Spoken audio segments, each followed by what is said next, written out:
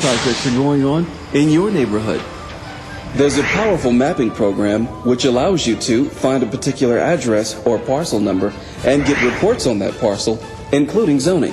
You can even see what flood zones are in your neighborhood. Oh, hey, can I look up some secret information about my neighbor Joe? No, only public information pertaining to parcel and zoning data. You can also look up the unique infrastructure feature of the neighborhood. Here, you can select specific areas and see what city facilities are in those areas, such as fire stations, parks, and much more. You can also locate council districts, including neighborhood councils. Well, I gotta say, I am impressed. But wait, there's more. More? You can select a specific area and let Navigate LA generate a mailing list for people living in that area. Just think of the possibilities, especially for neighborhood councils. They can generate a mailing list of people living in their neighborhood. Wow. Is there more? Ever wonder where the sewer lines are located? Constantly. Well, wonder no more. Navigate LA can provide you with locations and specifics. Wow, I am completely sold. So where can I go buy Navigate LA? Silly average Joe. It's a free service provided to you by the City of Los Angeles and the Bureau of Engineering. Are we finished?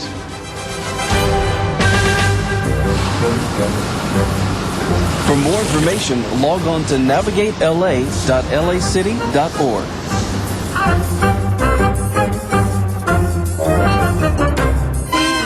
El estar preparado en caso de emergencia es responsabilidad de todos. Sin embargo, para las personas con discapacidad es especialmente crítico que tomen los pasos necesarios para asegurar su supervivencia. En Los Ángeles, aproximadamente 1.2 millones de individuos tienen algún tipo de discapacidad. Puede que sea usted, un pariente, un vecino o un compañero de trabajo. Hay 3 pasos importantes al prepararse para una emergencia. Primer paso, tener un kit de suministros de emergencia en casa, el trabajo y en el auto. Si tiene niños, asegúrese de que su escuela tenga un kit de suministros para ayudar a su niño en caso de una emergencia. Paso número 2. Cree un plan de emergencia familiar y practique. Asegúrese de incluir a todos los miembros de la familia y contactos fuera del estado en todos los ensayos, además de preguntar sobre el plan de emergencia de la escuela de su hijo o hija. Y el paso número 3. Entérese y manténgase informado sobre los diferentes tipos de emergencias que pueden ocurrir en su área. Debe asegurarse de poder sobrevivir por un mínimo de 3 días con agua, alimentos y cualquier medicamento o equipo necesario que utilice para su discapacidad. Su kit de suministros de emergencia debe incluir copias de documentos importantes como tarjetas de seguro médico, recetas para medicamentos o anteojos, instrucciones sobre cómo operar su equipo específico, licencia de conducir, documentos financieros y fotos. Para su mascota o animal de servicio, asegúrese de incluir alimento extra, agua, golosinas, medicamentos, botiquín de primeros auxilios, collarín adicional con placa de identificación y un arnés o correa extra. Solo usted sabe qué lo puede preparar y ayudar tanto a usted como a su familia en caso de un desastre. ¿Está usted preparado? Para mayor información, por favor comuníquese con el Departamento de Discapacidad o el Departamento de Administración de Emergencias del Ayuntamiento de Los Ángeles, al llamar a los números en pantalla o al marcar el 311.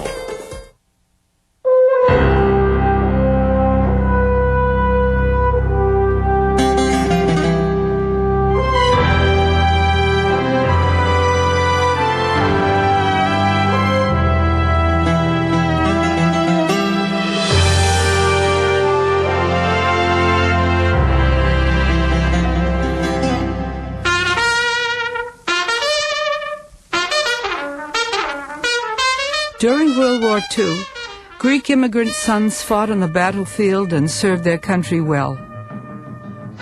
A new spirit of Hellenic identity emerged. Courageous Greece gave the Allies their first victory in Europe. Greek-American servicemen followed in this tradition, making their families and community very proud. He's in the army now, a blowing reveille. He's the boogie-woogie bugle boy of Company B. They made him. I had this in mind that if I get a commission in the naval service, that I was going to go to church and put a $10 bill in the tray. I was a participant at D-Day with a separate tank battalion that I was assigned to. I was a platoon leader with 5 tanks.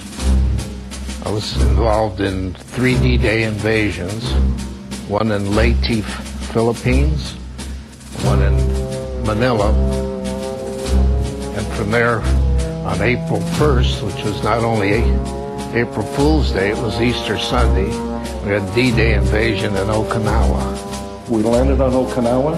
We did replace the Army division. I led a patrol out. I was wounded. You see things like that, things happen to you like that, and how do you account for it? You don't. And you just go on and do what you got to do. Other Greek Americans also contributed to the war effort by buying war bonds, spearheaded by the GWRA, Greek War Relief Association. It produced one of the largest war bond drives of any organization, raising $5 million. Mr. Spiros Kouras, my uncle, was the head of the Greek War Relief. The Spiros brothers raised $3 million for the Greek War Relief in 3 months. There was rumors about a Greek battalion that was being formed in Colorado. A bulletin came by asking for Greek-speaking officers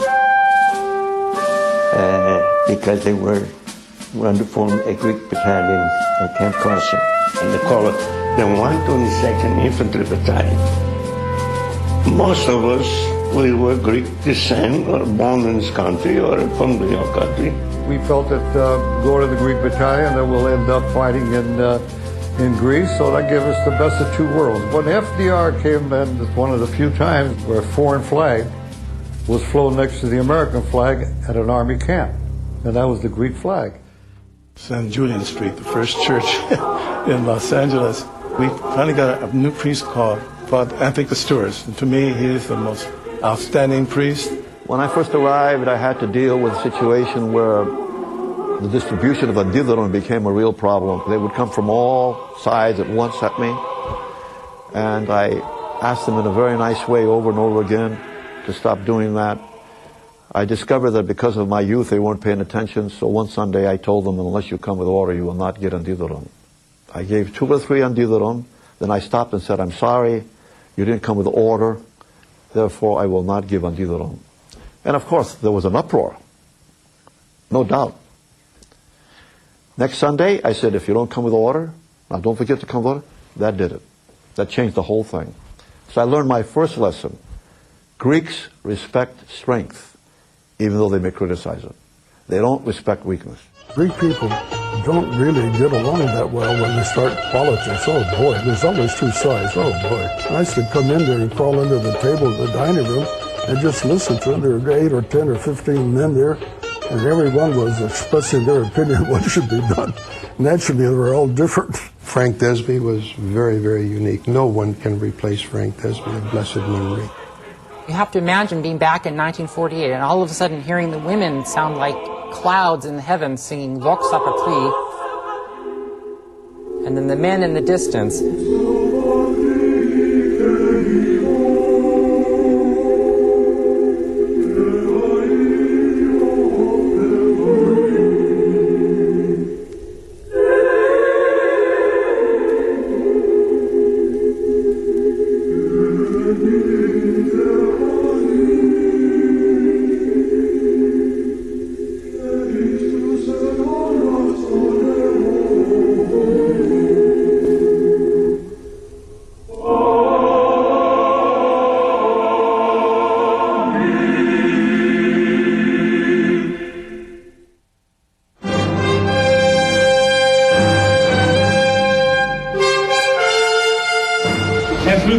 Games, there's peace and unity because there is unity through diversity. And when you see Americans of various ethnic backgrounds, religious beliefs, colors, and cultures. When you see Greeks, you see the same thing.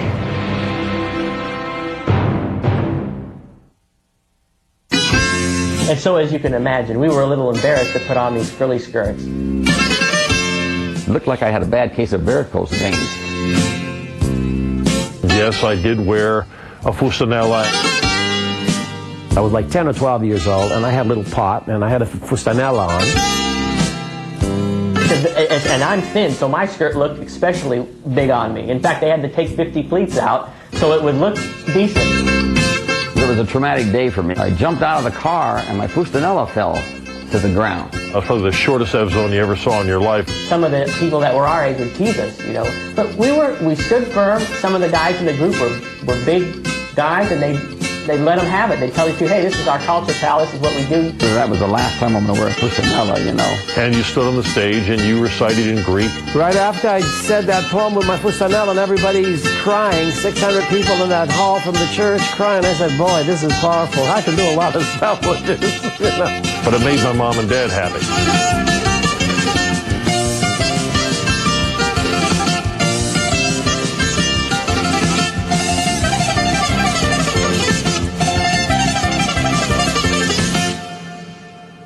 We need to keep Greece alive and all things Greek alive in our children and our children's children to carry on that flame, because it is a fervor, you know, it's a flame, that passion about being Greek, and we need to continue that.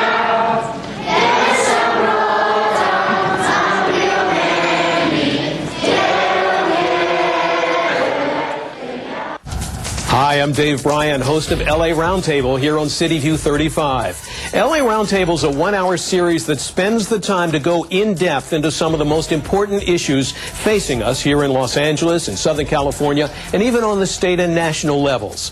Each show features a panel of experts, proponents and opponents, debating, discussing, and analyzing one specific issue.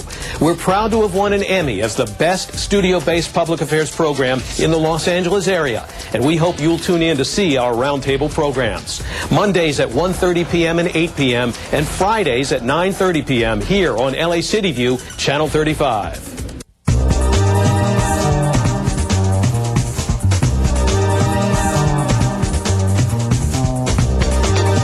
LA City View, Channel 35. Your city, your channel.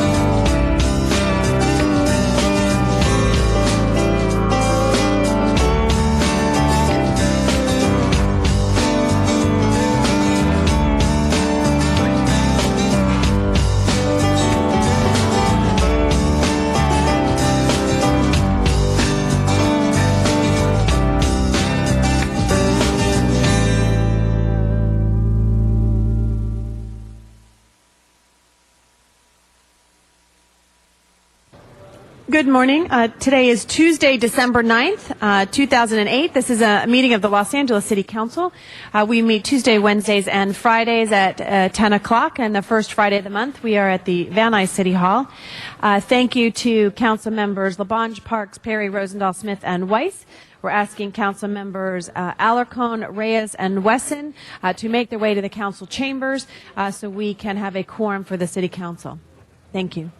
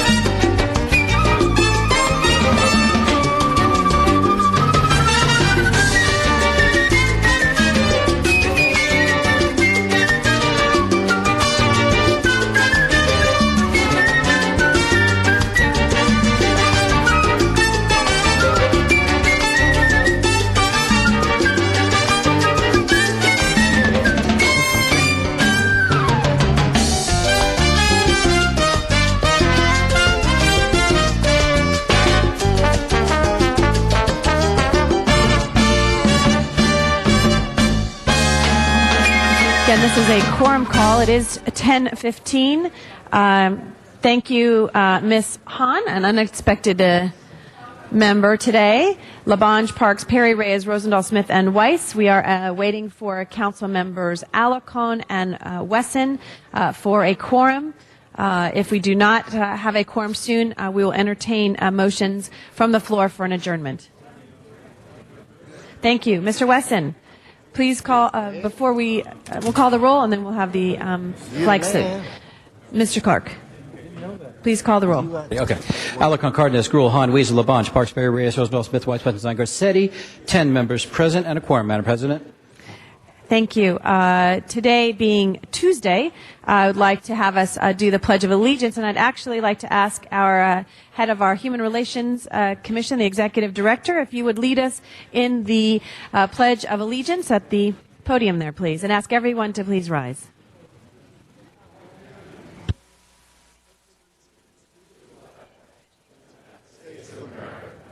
To the republic for which it stands, one nation, under God, indivisible, with liberty and justice for all.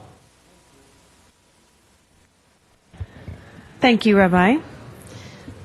Mr. Clerk, first items. Approval of the minutes. Mr. Weiss moves, Mr. Wesson seconds. Commendatory resolutions for approval. Those will be approved. First items on the agenda, items 1 through 3, are ordinances, notice for public hearing. Anyone wish to call items 1 through 3 special? Mr. Smith. 3, and we'll add them later on to 29 when we get there. Okay. Number 2 and 3, that makes item number 1 before us. You call special. If not, Mr. Clerk, please call the roll. Excuse me, open the roll, Madam Clerk, close the roll, and tabulate the votes. 10 ayes. Thank you. And Madam President, the ordinance will go over next week. Great, thank you. Next items? Items 4 through 22 are items for which public hearings have been held. Item 4 is a commission appointment. Do you wish to hold that on the desk? I'm sorry, could you say that again, sir? Item 4 is a commission appointment. Do you wish to Yes, hold that we'll on the hold desk? that on the desk. I'd like to also ask on item 9 be held on the desk. Any And other Madam specials? President, Yes. on item 5, there's a request to continue that matter one day to December 10th. That will be continued to tomorrow. And I'm sorry, and excuse me, Madam President, if the agenda on the continuation agenda could include language as follows: the City Council may recess the closed session pursuant to Government Code Section 54956.9A to confer with its legal counsel relative to the case entitled City of Los Angeles versus Los Angeles City Controller Laura N. Chick in her official capacity, Los Angeles Superior Court case number BC 402345. And again, this is the matter that's being continued to tomorrow. Thank you. Yes, Mr. And Clerk. Madam President, on item 10, the City Attorney has submitted the ordinance in response to recommendation 3 of the report. Council should instruct the clerk to place the ordinance on a continuation agenda for tomorrow's meeting. That will be the order. And lastly, there is a request to send item 20 back to the Housing and Plum committees. That will be sent back to the committee. Mr. Rosenthal's item number 16 and 18. Thank you. And Madam President, I do understand there's an amending motion in the works on item 13. Do you wish to hold that on the desk? We'll hold that on the desk. Any others, colleagues? Yes, Mr. Parks? Madam President, number 6 special, and after the vote, if we can have 10 forthwith. Okay, thank you. Any other specials? Thus far, we have item number 4 and item number 6. Item 9 held on the desk. 13, 16, 18 are being called special. Okay? Yes. 1 and 22.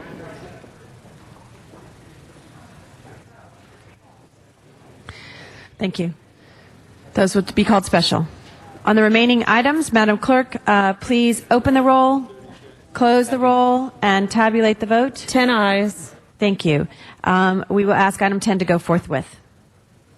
Next items? Items 23 through 46 are items for which public hearings have not been held. 10 votes are required for consideration. There is a request to send items 37 and 38 back to the Transportation Committee. Those will both go back to the Transportation Committee. And on item 40, there is a request to continue that matter 1 week to December 16th. That will be, unless there's opposition, that will be continued to the 16th. And lastly, on item 45, the CAO has submitted the resolution for the TEFRA minutes, and that is before council. Thank you. And I know Mr. Smith, 28 and 29? Okay. And are there cards on, looks like some cards have appeared. Yes, here. Madam President. There are cards on 31, 42, that's it, 31 and 42. It looks like they have also put in here on item number... Madam President? Yes. I need to reconsider item 15. Okay, if you hold on 1 second, we'll get the cards and we'll go back to that. Item number 28 also has cards, which we've called special. Item 31, item 42. Okay? If not, then we'll vote on the remaining items. 28, 29, 31, and 42 have been called special. Madam Clerk, please open the roll, close the roll, and tabulate the votes. 10 ayes. Yes, and Ms. Hahn, you'd like item 15 to be reconsidered? Yes, and I would like 41 forthwith, please. 41 will go forthwith. Madam Clerk, if you could open the roll on item 15 for reconsideration, close the roll, and tabulate the votes. 10 ayes. Thank you. That will be held on the desk. Next items. And Madam President, the ordinances will go over 1 week. Ordinances will go over next week. Okay. On the continuation agenda, item 47 is an item for which public hearing has not been held. 10 votes are required for consideration, and I do believe there is a card on that. There is a card. That item will be called special. Wish to adjourn that to go to our regular That meeting? takes care of the items called special. Do you wish to take up the commission appointment first? Yes, we will take our commission appointment first. And that is the appointment of Ms. Melanie De La Cruz Viesa to the Human Relations Commission. Yes, Mr. Labange, did this go to your committee, Mr. Labange? I just want to This, Madam President, this was actually waived out of the Education and Neighborhoods Committee. Waived out of Education But and since Neighborhoods. education's not here, this is a great candidate, a great UCLA Bruin, someone who is passionate, has her eyes in a focus about all people, and will make a great contribution to the commission. She comes strongly recommended from Mayor Antonio Villaraigosa, so we ask for an aye vote. Thank you. Thank morning, you. everyone. Good morning. Would you? We have the opportunity to speak on the phone about some of the things you're interested in, and on a member of the Human Relations Commission, if you could share with us some of your ideas. Yes, it'd be a pleasure. Good morning, everybody. My name is Melanie De La Cruz Viesca. Currently, I am the Assistant Director of the Asian American Study Center at UCLA. So we're one of the 4 ethnic study centers that's going to be celebrating our 40th anniversary this year. I come with you with some experience serving for the National Census Bureau Census Information Center Program Steering Committee.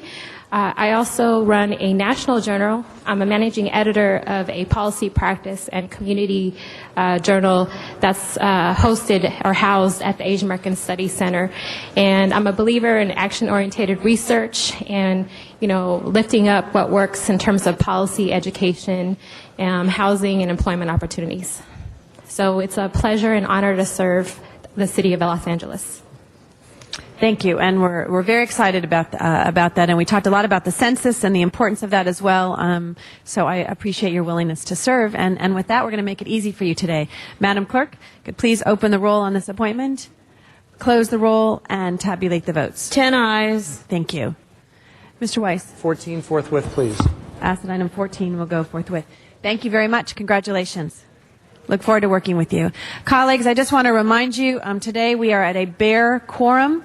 We have the potential of losing quorum at 11:30 today.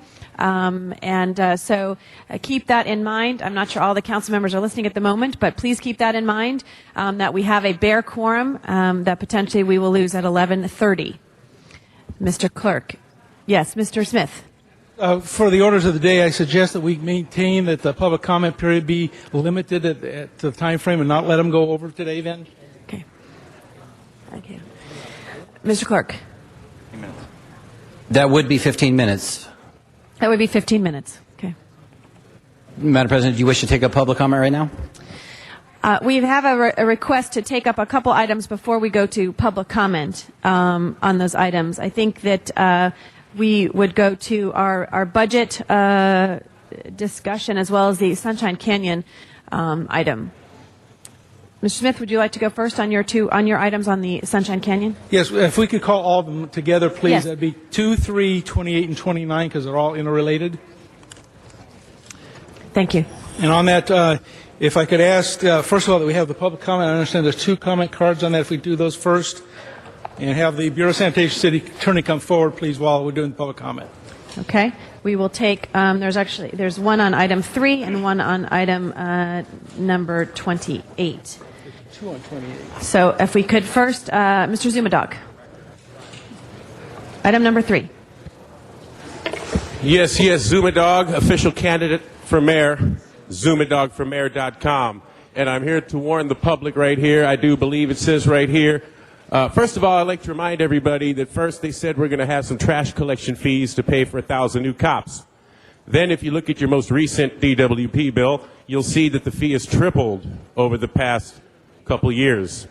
However, the 1,000 new cops have not been hired that they said that this was in a lockbox to pay for.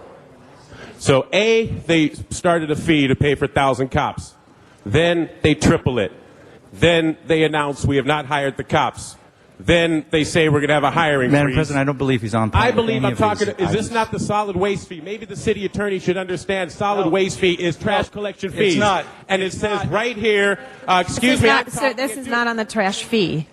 Excuse me. It says here to increase certain related fees. So let it be said for the record that while council is saying this is not a raising of fees, right here, solid waste materials management increase of certain fees. Now, if you okay, well, I'd let the people know. Councilmember Smith, who I do admire, and he a lot of times gives me nice cues that I'm on the right track.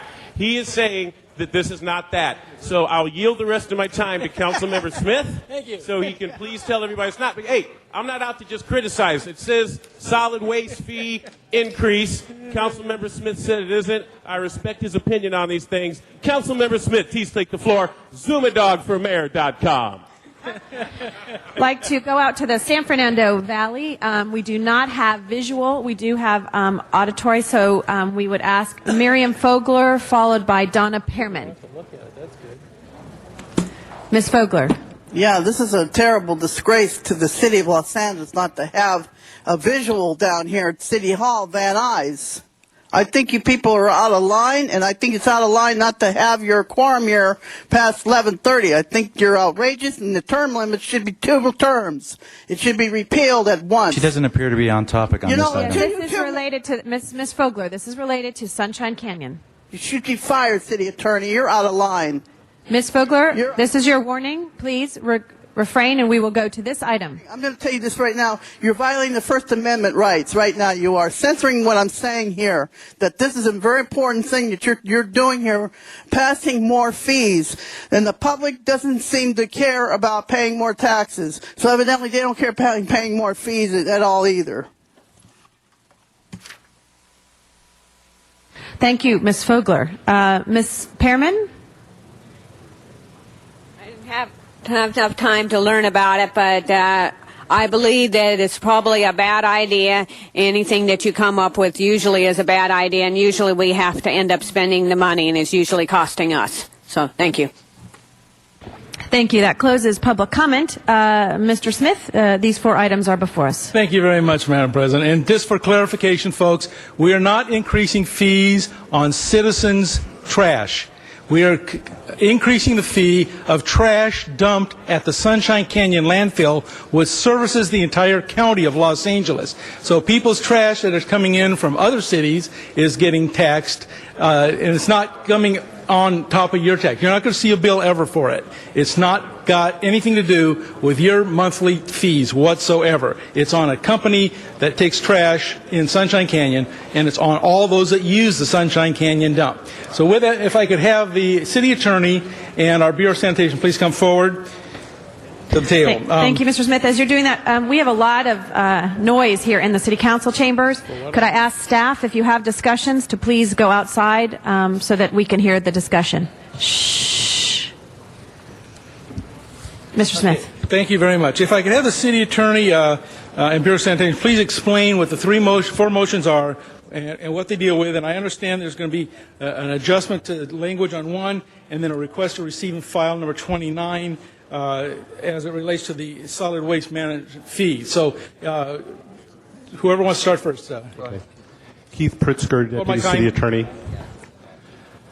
One of the motions that I believe Mr. Smith is introducing is to modify one of the ordinances that's before you, and as the motion states, to remove references associated with the franchise fees money that otherwise would have been put into this new Alt-Tech fund.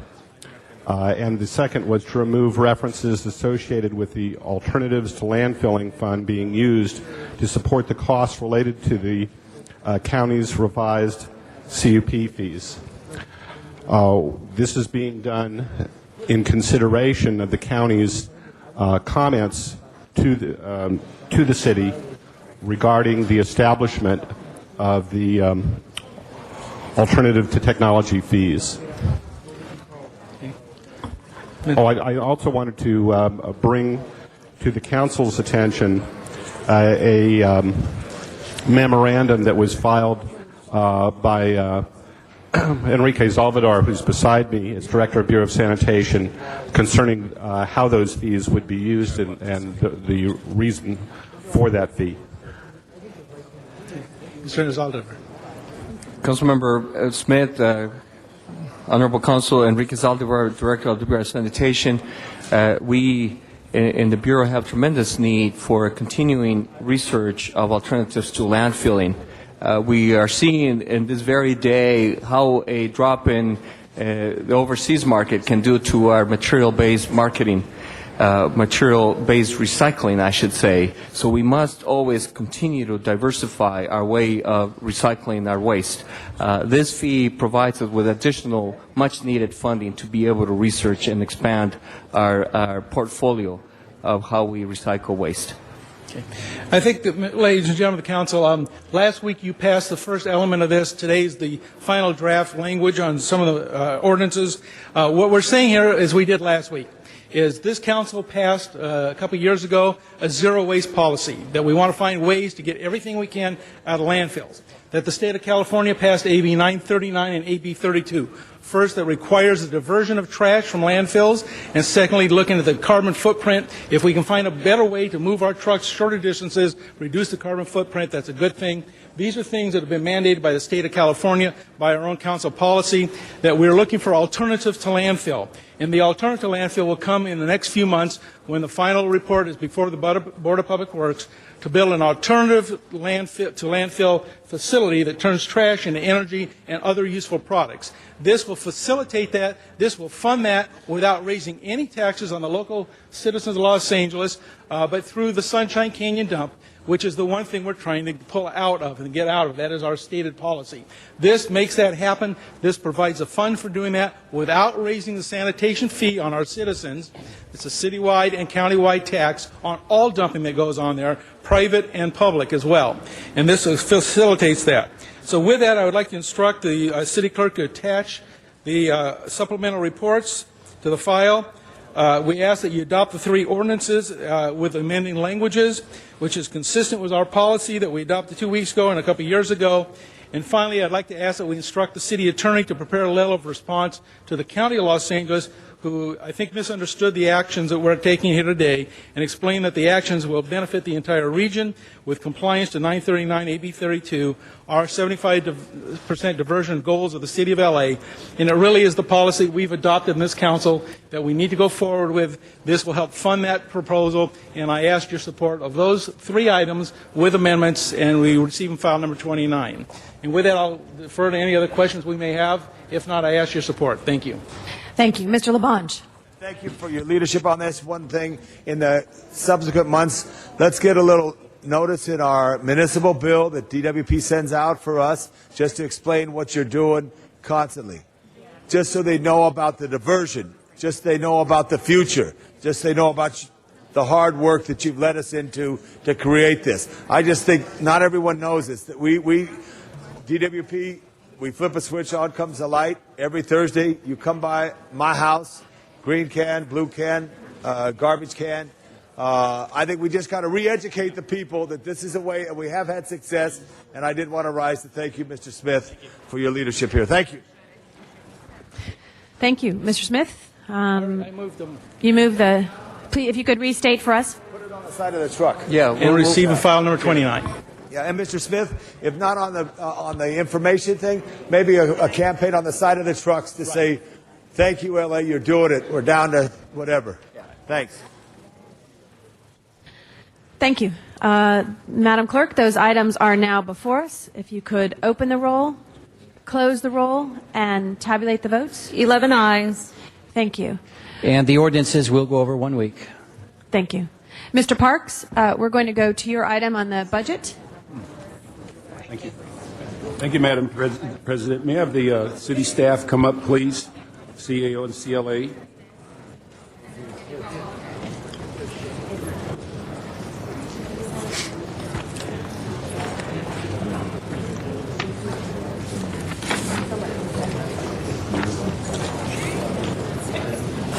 Let me ask the CAO, this is an interim report since we've done the last financial status report. Could you just walk the council through where we are financially? And colleagues, I'd like to draw your attention to a document that we passed out that each one of you should have the updated chart that reflects where we are as it relates to a city in the sense of the projected budget gap as revised. And so that's something that we hope that you will review and be aware of exactly where we are today. Also, there's another item that we passed out that lists each department's deficits or positive numbers. And we'd ask you as a chair of many of the committees whether you would take note of these financial status of the departments that report to your committees and be aware of where they are financially to discuss those issues in which those that are in deficit, that would help all of us bring them into financial order. So, Ray, why don't you give us an overview? Okay. As we reported in our second FSR, we were projecting a shortfall, total shortfall of approximately $110 million. which consisted of roughly 55 in revenue and 55 in expenditures. And the 55 in revenue was sales, business, hotel, parking, and departmental receipts. However, as we mentioned in committee, that based on the data that we had seen going forward, we recommended that we would, or indicated that we take down revenue by an additional $20 million in sales and business tax. Those were the primary categories. And as since we're actually in the process of completing our next FSR, we'll give you a more complete picture in the next couple days. But with that, the 55 in revenue certainly goes up to the 75. And as we look forward, we look at the economy, the state's budget problems. Quite frankly, as we put together recommendations in the report, we do believe we need to get some swift action to address our shortfall and look for solutions to close. The report actually recommended about $54 million in reductions across departments. Most of it had to do with maintaining staffing levels in departments to create salary savings, to offset some internal account deficits. We recommended transferring some other internal savings to offset other shortfalls, asking departments to absorb some of their deficits, and actually identifying some additional revenue that would be able to offset some of the general fund costs.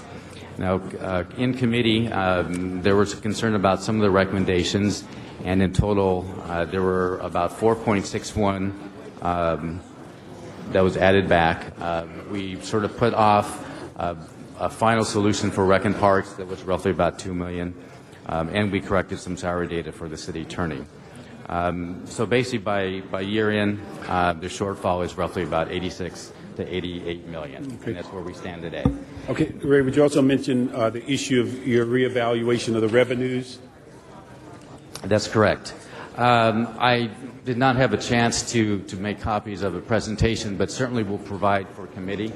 We're looking at state and city cash receipts.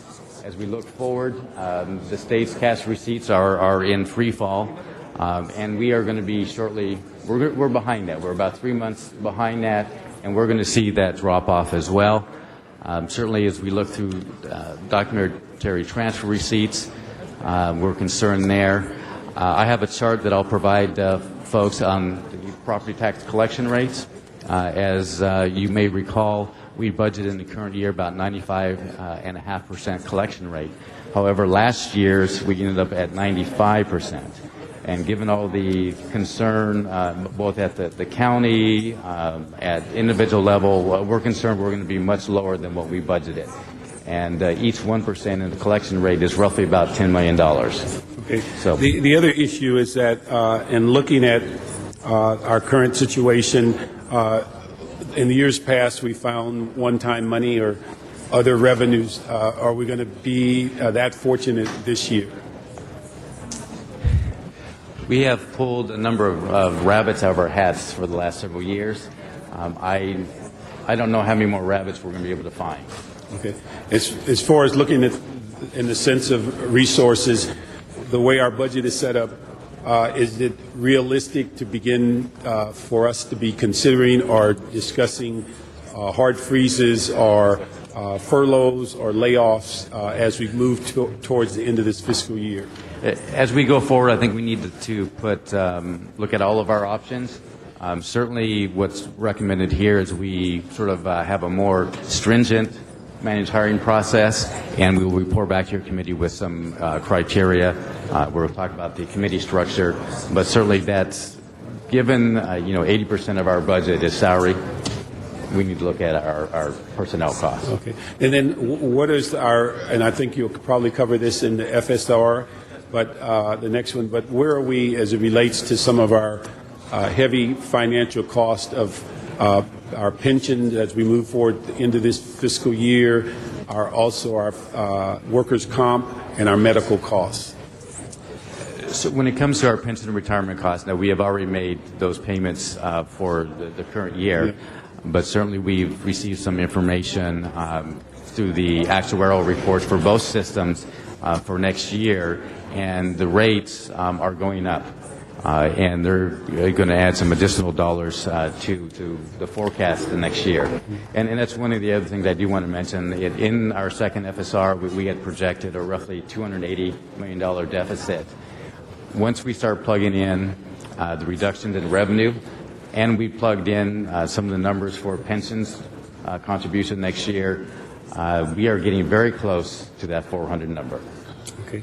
And then let me ask you, as we get ready to go on recess, what is the current exercise that you and the CLA are working on that we'll present to the council before we go on recess? Well, right now we have a set of recommendations that certainly we'd like the council to move on those today. The mayor's office had asked or instructed all departments to submit 1% and 3% reductions. They are putting that information together. They will, I believe, submit that formally on Thursday as a game plan. Our office is meeting, the CLA and my office as well will sit down.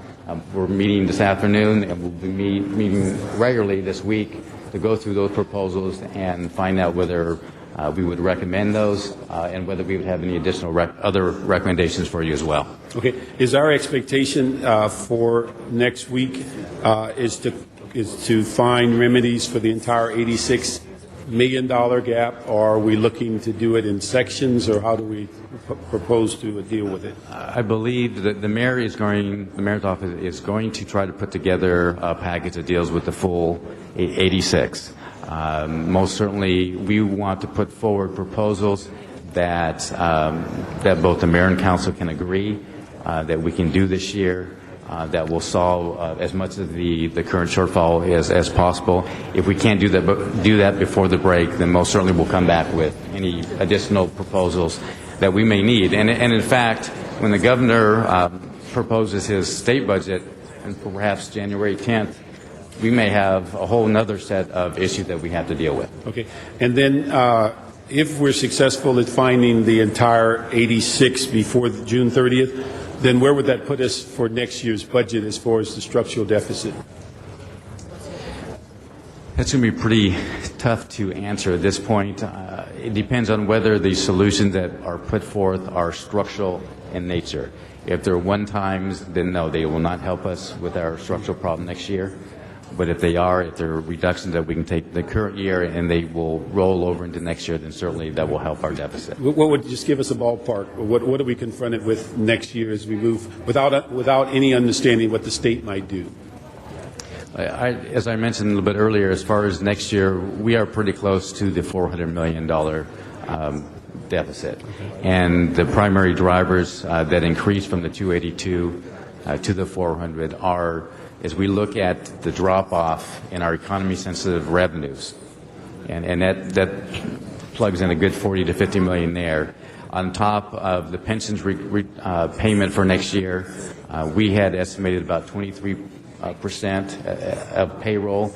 We're actually, for the actuary, we're up at over 28%. And that's given our sworn dollars, that adds another 45 million to that estimate as well. Okay. And also, where are we on our reserve fund at this time? Right now, we're roughly at 150 million, and it would be my goal and my recommendation that we do not touch the reserve fund. We need to build that reserve fund up as much as we can. And of that 150, we break it up into two parts. How much of it's contingency and how much of it's emergency? Roughly about 25 is the contingency, and 125 is the emergency. So we only have about 25 million for contingencies in a $7 billion budget. That's correct. Okay. Now, what would be our goal for June 30th as to our reserve fund? You know, it'd be nice to get that amount up to where we actually budgeted, which I believe was just upwards of 190 million. That's going to be very, very difficult to get. So our goal would be to get it back to what, 4-point-something% where we started the fiscal year? I think we were about 4.2%. Yeah. Okay. Yes, what we budgeted. Okay. And then anything over that would be gravy as far as approaching next year. We feel getting to the 5% would be most beneficial. Okay. All right. Lynn, do you have anything to add?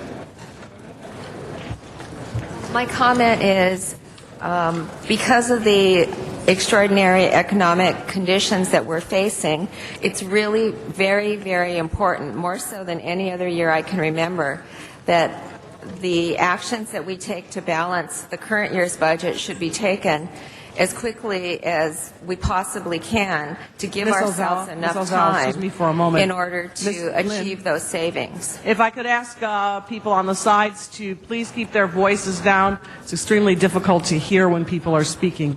Please go ahead, Ms. Ozawa. I just, again, wanted to reiterate how important it is, and it's very crucial that whatever actions we take as soon as possible so that we can achieve the savings that we need to in order to balance the current year's budget. The longer that we wait, the less time that we have for those cuts to take effect and to generate savings.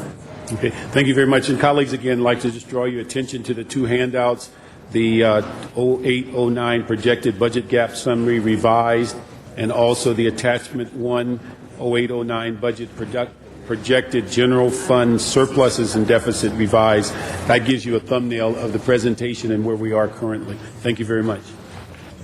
Thank you, Mr. Parks. Ms. Rule? Okay. Thank you, Ms. Perry, and thank you, Mr. Parks. I know you spent 5 or 6 hours. I listened to part of it last week.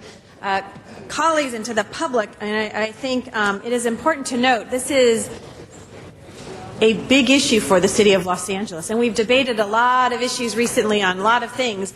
This is one of the most important items that we have before us, which is our budget, and the fact that we had a $110 million budget deficit, and that we originally had found $55 million.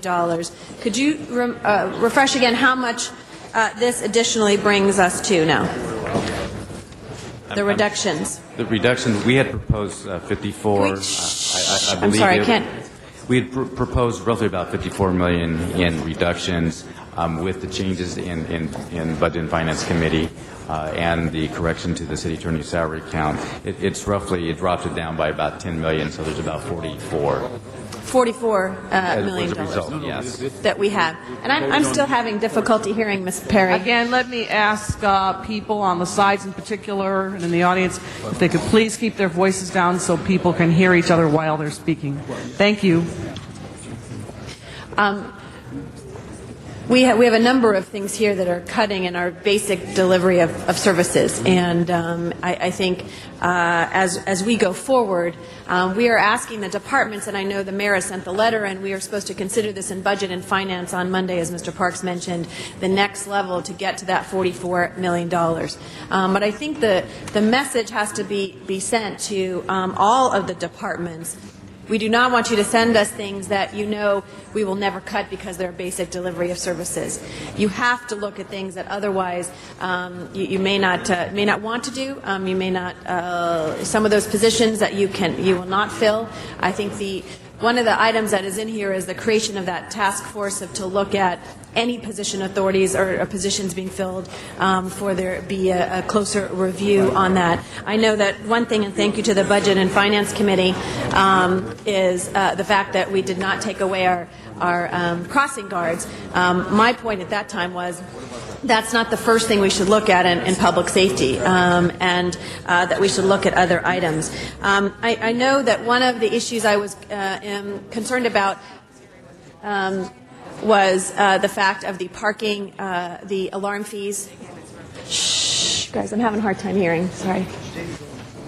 Could you let us know where the alarm fees situation is?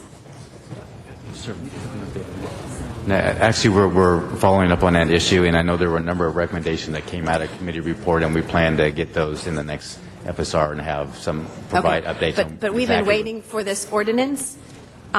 This issue, Ms. Hahn and I brought up and has been there for a long time, and this is months, and we've been talking about this for a couple of years. So do we know a time when that ordinance is going to come forward? I think we are working with the city attorney on the ordinance portion of that, and we'll make sure we get an update as quickly as possible on where that is. Is a part of what you're going to set up a task force as well to look at those ordinances that we are waiting to be prepared and adopted that will assist us in funding options? Because I think those could bring in substantial amount of dollars that would limit us from having to cut additional other programs that we have before us. They asked about the Quimby fees as a possible funding source. Could you explain that one to me and hold my time? I think basically per state law there are certain restrictions on Quimby fees. Dollars can only be spent in basically the area in which they're collected. I believe there's a 2-mile radius, if I'm not mistaken. Certainly we want to like to take a look at that option, whether state legislation can be changed or whether we can leverage that funding for some projects that might require some funding within the state guidelines. That would fall within that. Yes. One of the others on the new signal construction projects, and that we've gone back to, we went up to 15 this year to go back to 10. Have you provided a list of what those 10 will be? We do not have a list at this point, but we'll get those so we would to ask you. the Department of Transportation. Yes. Excuse me. Excuse me, sir. You're going to have to stop, or I'm going to have to ask the officers to escort you out of the chamber. Thank you. Goodbye. Ms. Gruhl? Excuse me, sir. You're disrupting. There's a time for public comment. This is not the time. We are going to have a public comment. Please proceed. Please proceed, Ms. Gruhl. I'm not. I would ask the officers to escort you out of the chamber, please. Thank you. For the public's knowledge, we are having public comment today on this. I don't know if it's on this item, a general public comment as well. Please proceed, Ms. Gruhl. Thank you. There's another item that we're asking for is to look at some of the planning issues, and I want to come back and see where we can. There are several items or issues that we know, projects that are moving forward, no controversy, nothing that I'm going to come back and ask us to see if there are ways in which we can expedite those projects per se, because, again, those are items where people may be opening a restaurant or opening a store, whatever it may be, that are just stopped for one reason or another, and we might be able to move them. That potentially gets a sales tax quicker, and hopefully we'll see our increase as well. So just on timing, and I'll end at this point, which is we are expecting from the mayor and the CAO a report by this Thursday, is that correct? That will give additional potential budget cuts that have been proposed by the departments and others, and that will come to the council on Monday, the committee on Monday, and then come to the full council after that. Exactly. That is the plan. And I neglected to mention, a very key point that came out of the committee recommendation, it's not just reductions, it's whether there's opportunities to create or get some additional revenue. We talked about the collection sheriff issue again as well. You mentioned the police permit.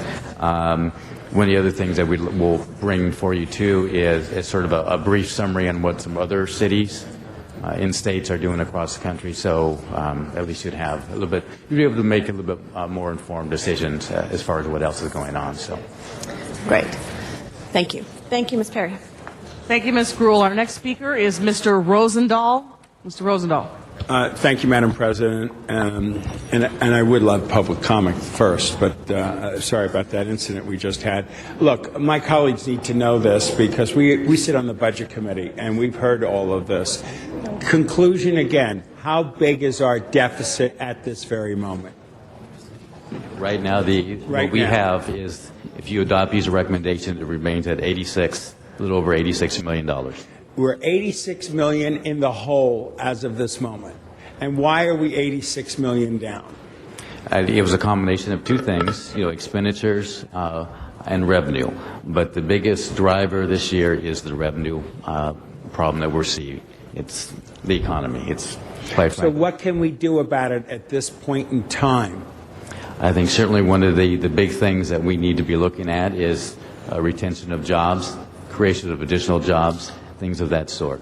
Should we put a freeze? Should we do layoffs? What should we do with $86 million sitting there over our head as we sit on this council today? Well, I think what the CLA and my office will be doing, and what the mayor's office is going to be proposing. I mean, the mayor sent a letter to the department with instructions. I want to see 1% and 3% reductions. I prefer not to see any layoffs. So I think what's going to come forward is a good package that's going to, it's not going to have layoffs. I think it's going to look at a little bit more nips and tucks around the edges, some additional revenue proposals, things of that sort to close that gap. The additional revenue proposals, what ones are we looking at right now? Well, certainly right now, the ones that we are looking at, there was some money that was in some special funds that we can bring on over and create as revenue. I think sanitation is looking at their special funds and whether they can increase their related cost reimbursement, things of that sort. And hopefully as we go forward, we might see a few others. Mm-hmm. Are we talking to the transportation department about the gold in the gutter I've talked about in terms of meter money? How far are we along with that whole process? Do we know at this point? I think they would be better suited to answer that question, but I know they've been working with many of the council offices to roll out the increased rates and hours. They may be a little bit behind, but I certainly they're trying to play catch up and get things going. And colleagues, some of us don't have meters at all in our district, and maybe it would make sense in some districts where it isn't already there. Certainly in business areas that it might make sense. We need to share the pain. I got a lot of meters in my district, and I've been putting a lot up, but I think that it's a citywide issue of meters. Some colleagues say they really want them who don't have that many. So I'd like us to analyze all 15 districts where meters aren't existing and where maybe meters could come in. We have to take proactive revenue stream positions now, as well as obviously on the expenditure side. But over $80 million, colleagues, at this point is a very serious issue, and we're going to have to take action, correct? I agree, yes. Do we need to stay through the holiday season or not at this point? That's a good question. Certainly, you'll receive a set of proposals on Monday. We hope it will close at 86, and we can come to some consensus very, very quickly. Do we know anything about what those will be on Monday at this point, so we can have a little understanding? A lot of the letters, I think, were provided to the council leadership and CLA. The mayor's office is...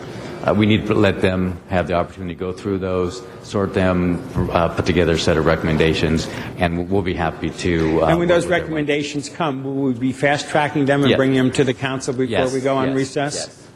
Okay, so we have a serious week ahead next week on budget issues. Yes, we do. Okay, thank you so much. Appreciate it. Thank you. Mr. Reyes? Thank you, Madam President. I recently had a meeting with the chamber over in Lincoln Heights, and one of their observations was that because we increased the fees in our meters in our parking lots right behind the retail establishments, that they noted a dramatic drop in shoppers because of the cost of parking. Now, we know the economy is bad. We understand that has an impact on individuals' decisions to shop or not to shop. But could there be a way of connecting the decrease in retail tax subsidies that the city receives in coordination with the increase in parking fees? Is that possible? Please hold my time. That would probably take some time, but we might be able to try to do some correlations. I think in general, most of the information that we're receiving is consumers in general are now holding back on purchases. They're concerned about their status and their financial well-being, so they are either not spending or they're actually reducing some of their debt loads. And that certainly basically means they're not spending as much. Right, that was my assumption, but the fact is these property owners, these tenants, these business owners are convinced that when we raised the cost of parking meters, that they saw a decline in customers. And they're demarcating that point in time. Mm-hmm. Now, I know this is one of those, what policy does not fit all, given that in Lincoln Heights, It's not the wealthiest of communities. It's a middle class, it's a working class community with limited income. I think 40% of the census tracts in the area are at or below poverty. So is there a possibility of drawing that correlation? Do we have that capacity? So I can at least let them know that we looked into it and we're doing our best not to penalize, and perhaps we are shooting ourselves in the foot by minimizing that level of transaction because these meter costs. Can we have that ability to at least give them some feedback? Please hold my time. I think we can provide some feedback. I think we'll have to sit down and look. We'll really have to work with some of the economists out there, and certainly with the LAEDC, I think, and see if we can sort of look at certainly the areas of the city and try to draw some correlations. I'm sorry, it won't be a quick answer, but we'll have to spend some time and really crunch some of the data and find out what trends we see. Because perhaps we might have a greater increase in our revenue base if we allow for the retail side of the dollars to come in and not inadvertently shoot ourselves in the foot. The other question is, I know Rec and Parks across the board is cutting back on services, a lot of services for our youth, a lot of services for our seniors. At what point in time do we start alerting them of these cutbacks where we actually start changing the subsistence level of services that we provide? We need to provide meals, we need to provide very important health support through our Rec and Parks. How is it that we can start notifying folks of a dramatic shift, should there be one? Because we are in the hole very deep at this point. And I'm assuming next year we're going to start having even deeper cuts. Can we give folks a 3-month warning, a 6-month warning, so that at least they're prepared for the breakdown, if not the elimination of services that they survive with? I think actually the notification part actually probably should have started last year. That we adopted a budget knowing that Rec and Parks, Mr. Muckery was saying that he was going to be short and did not have money for his dad needed folks. I don't think that was made very clear, quite frankly. He was then asked to have a number of programs over the summer, and with sort of, I want to say, made it more difficult for him to sort of move some folks around and try to look at schedules. The notification part needs to sort of start now. It does need to get out, whether we work through neighborhood councils, whether Rec and Parks can identify some programs. Most of, I think, what's on the table is hours for the centers. I don't believe there's anything to do with meals or any other things of that sort, nutrition programs. At least I have not heard anything. It's really more the hours and basically when a rec center might be open. The parks will be open, but it's more on the rec center itself, which might be impacted. So my assumptions are that either through CDD or Rec and Parks, we're going to have ample notice, either through Budget and Finance Committee and yourself, your department, to warn those who are relying and dependent on subsistence type services, whether it's meals or programs, that we will have ample time. Yes, and I would actually advise that we ask Rec and Parks to really come to you and come to us. We'll be happy to work with them along with CLA and really identifying what is at risk and what those changes might be. Thank you. I think the public who is right now most vulnerable and those who are seeking that type of support should know that the city at the near future will not be in that position anymore, and we have to start thinking of other ways of addressing those needs. Thank you for that input. Thank you. Excuse me, Mr. Alarcon. Mr. Alarcon? Mr. Alarcon? The sales tax. Mr. Alarcon? The sales tax issue.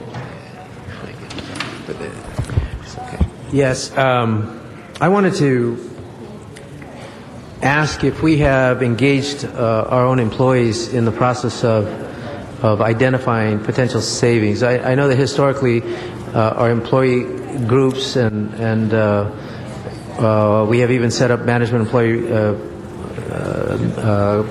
committees to specifically target savings of dollars. And so I wanted to ask a question about to what extent we are using employees. I think our employees know better than us, quite frankly, where the savings might be derived from. I think to answer your question, we're going through a mutual gains process now, but to be more direct, I think we probably can do more. I know we received a number of proposals a couple of years ago that we looked at. Mr. Parks was distracted. Mr. Parks? Mr. Parks? Mr. Weiss? I'm asking a question of Mr. Parks. Mr. Parks, this is real important. I believe our employees have a lot of information about where savings can be derived from. And I've asked, what have we done to effectuate that information? And the tentative response was we could do more. So he's going to explain that. But I think there are resources that we have to tap into. I agree. But I really would like you to focus on this particular response. And sort of, as I mentioned just a little bit earlier, that we're going through the mutual gains process now, but quite frankly, I think we can do more. A couple of years ago, I know SEIU submitted a number of proposals, and we went through those. I think it would be very appropriate to formally ask them again, and we'll be happy to meet with all of them and ask them for proposals and ideas of that sort. Is there a report or something? Are we doing a report here, or so I can amend the report? There's a budget and finance. Okay, well then, suffice to say that I'd like to introduce a friendly motion to ask the CAO and CLA to reach out to various employee groups to ask for their assistance in identifying savings. And I would like there to be a report that there's going to be a report that emanates from this discussion, correct? Am I incorrect? There's the report before you, but certainly the mayor's office is going to put together a set of proposals that you will see next week. Okay, well, what would be the appropriate... I would advise that you instruct us to work with all of the unions, the units, and ask for their proposals. Well, and things but I want a report to go to Budget Committee. We will. Basically, we could work with them. We'll get the information, and we'll have to report back to Okay, committee. then that would be my motion, is to, if you report to Budget and Finance specifically about the outreach effort to employee groups and what we might find. And Ray probably remembers this. We had very successful outreach, I think a budget or two ago, in which a myriad of recommendations were made and many were adopted. And Julie is here, Julie Butcher's here, and I think she led that charge, and we should be able to replicate that again. Well, exactly. I mean, we did it a couple of years ago, and I actually think it's very appropriate for us to ask again. Yeah. So. Thank you. Mr. LaBonge. Thank you very much. Members, in my Committee of Arts and Parks, I'm going to ask that every department that goes through Arts and Parks in the first meeting in January to report to me about these challenges so we can become extremely familiar. But I would like to just ask the Executive Director from Recreation and Parks, because Mr. Reyes brought up some very good points, if you could just give a brief synopsis of the challenges that you face.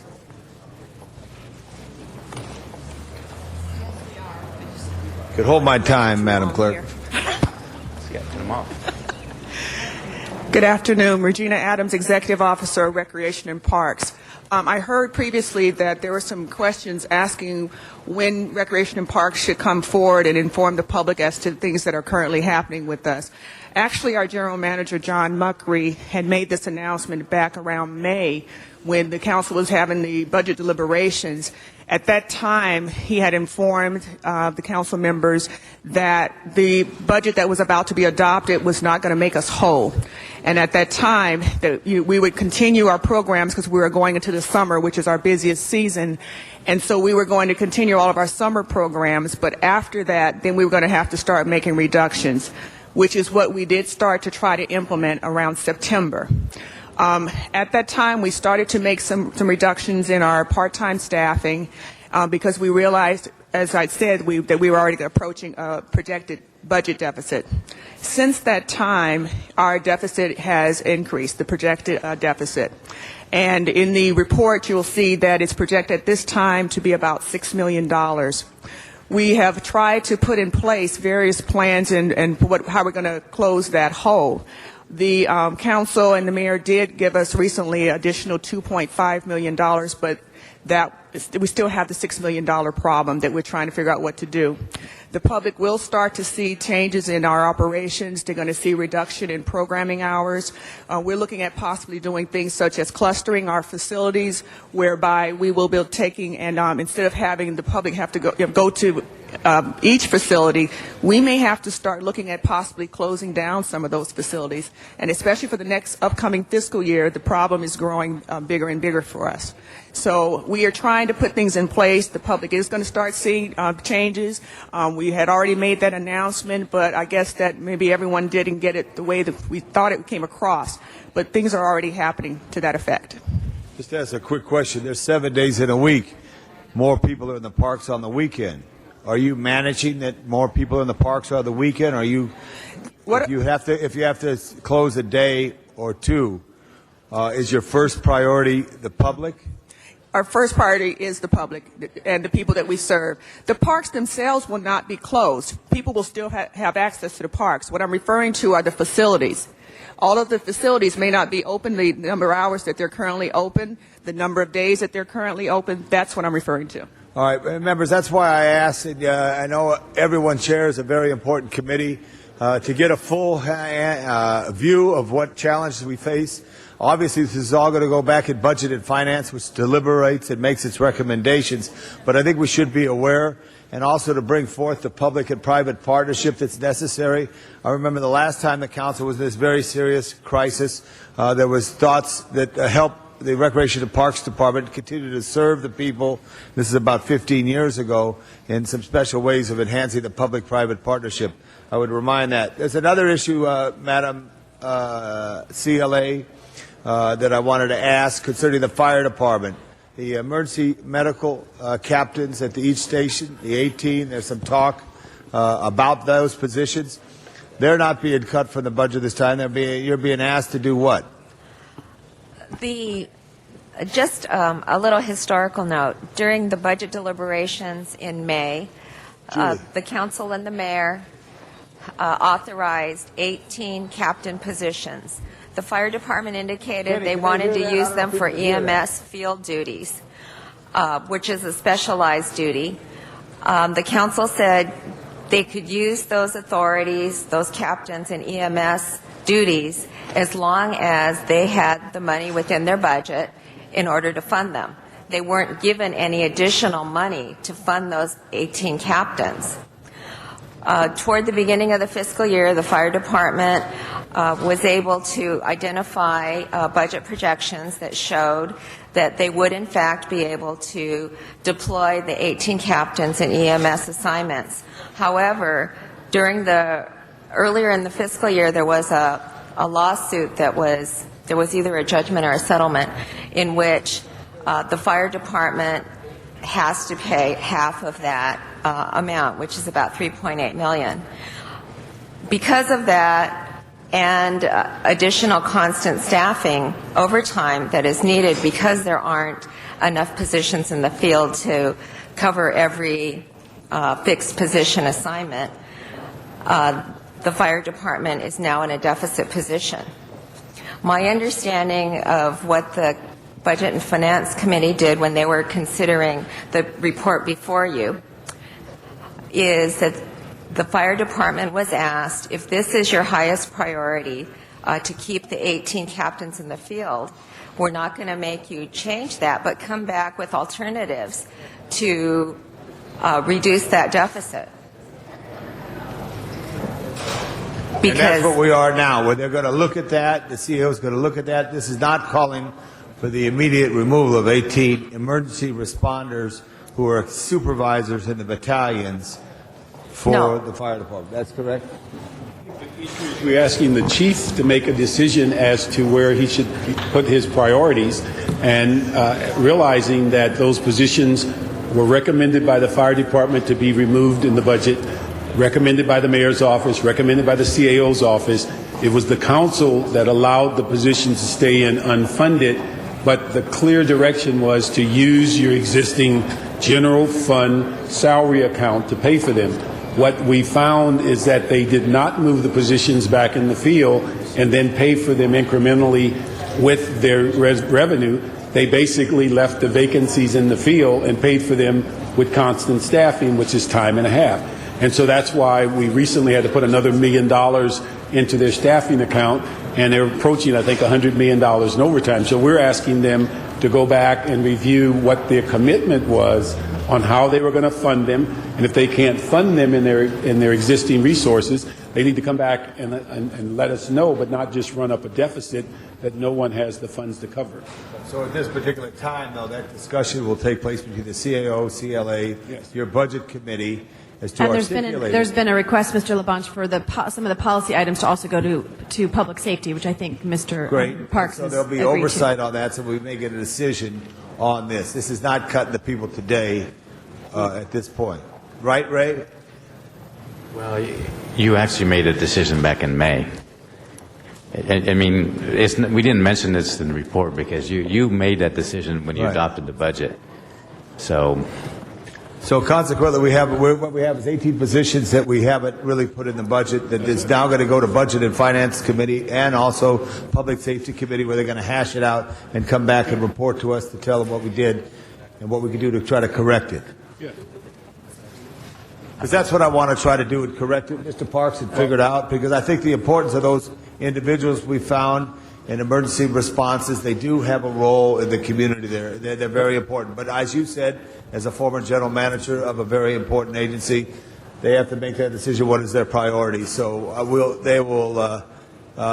this will be discussed in the future. We're not cutting anybody today. We should adopt this report, but also know that we're going to have to come back and have some tough deliberations on these 18 positions. Yes, that's right. Yes. All right, thank you. Mr. Smith, Mr. Parks, and then Mr. Reyes. Thank you. I just want to make one simple comment. I heard Mr. Reyes' concerns, and I concur. Heard Mr. LaBonge's comments, I concur. I just want to remind everybody that the severity of this budget problem is that if we do not talk about the whole budget, that includes police, that includes fire, that we're talking about 30% or more of every remaining department. You cannot talk about the budget of this magnitude and the context it's in without talking about police and fire as part of the discussion.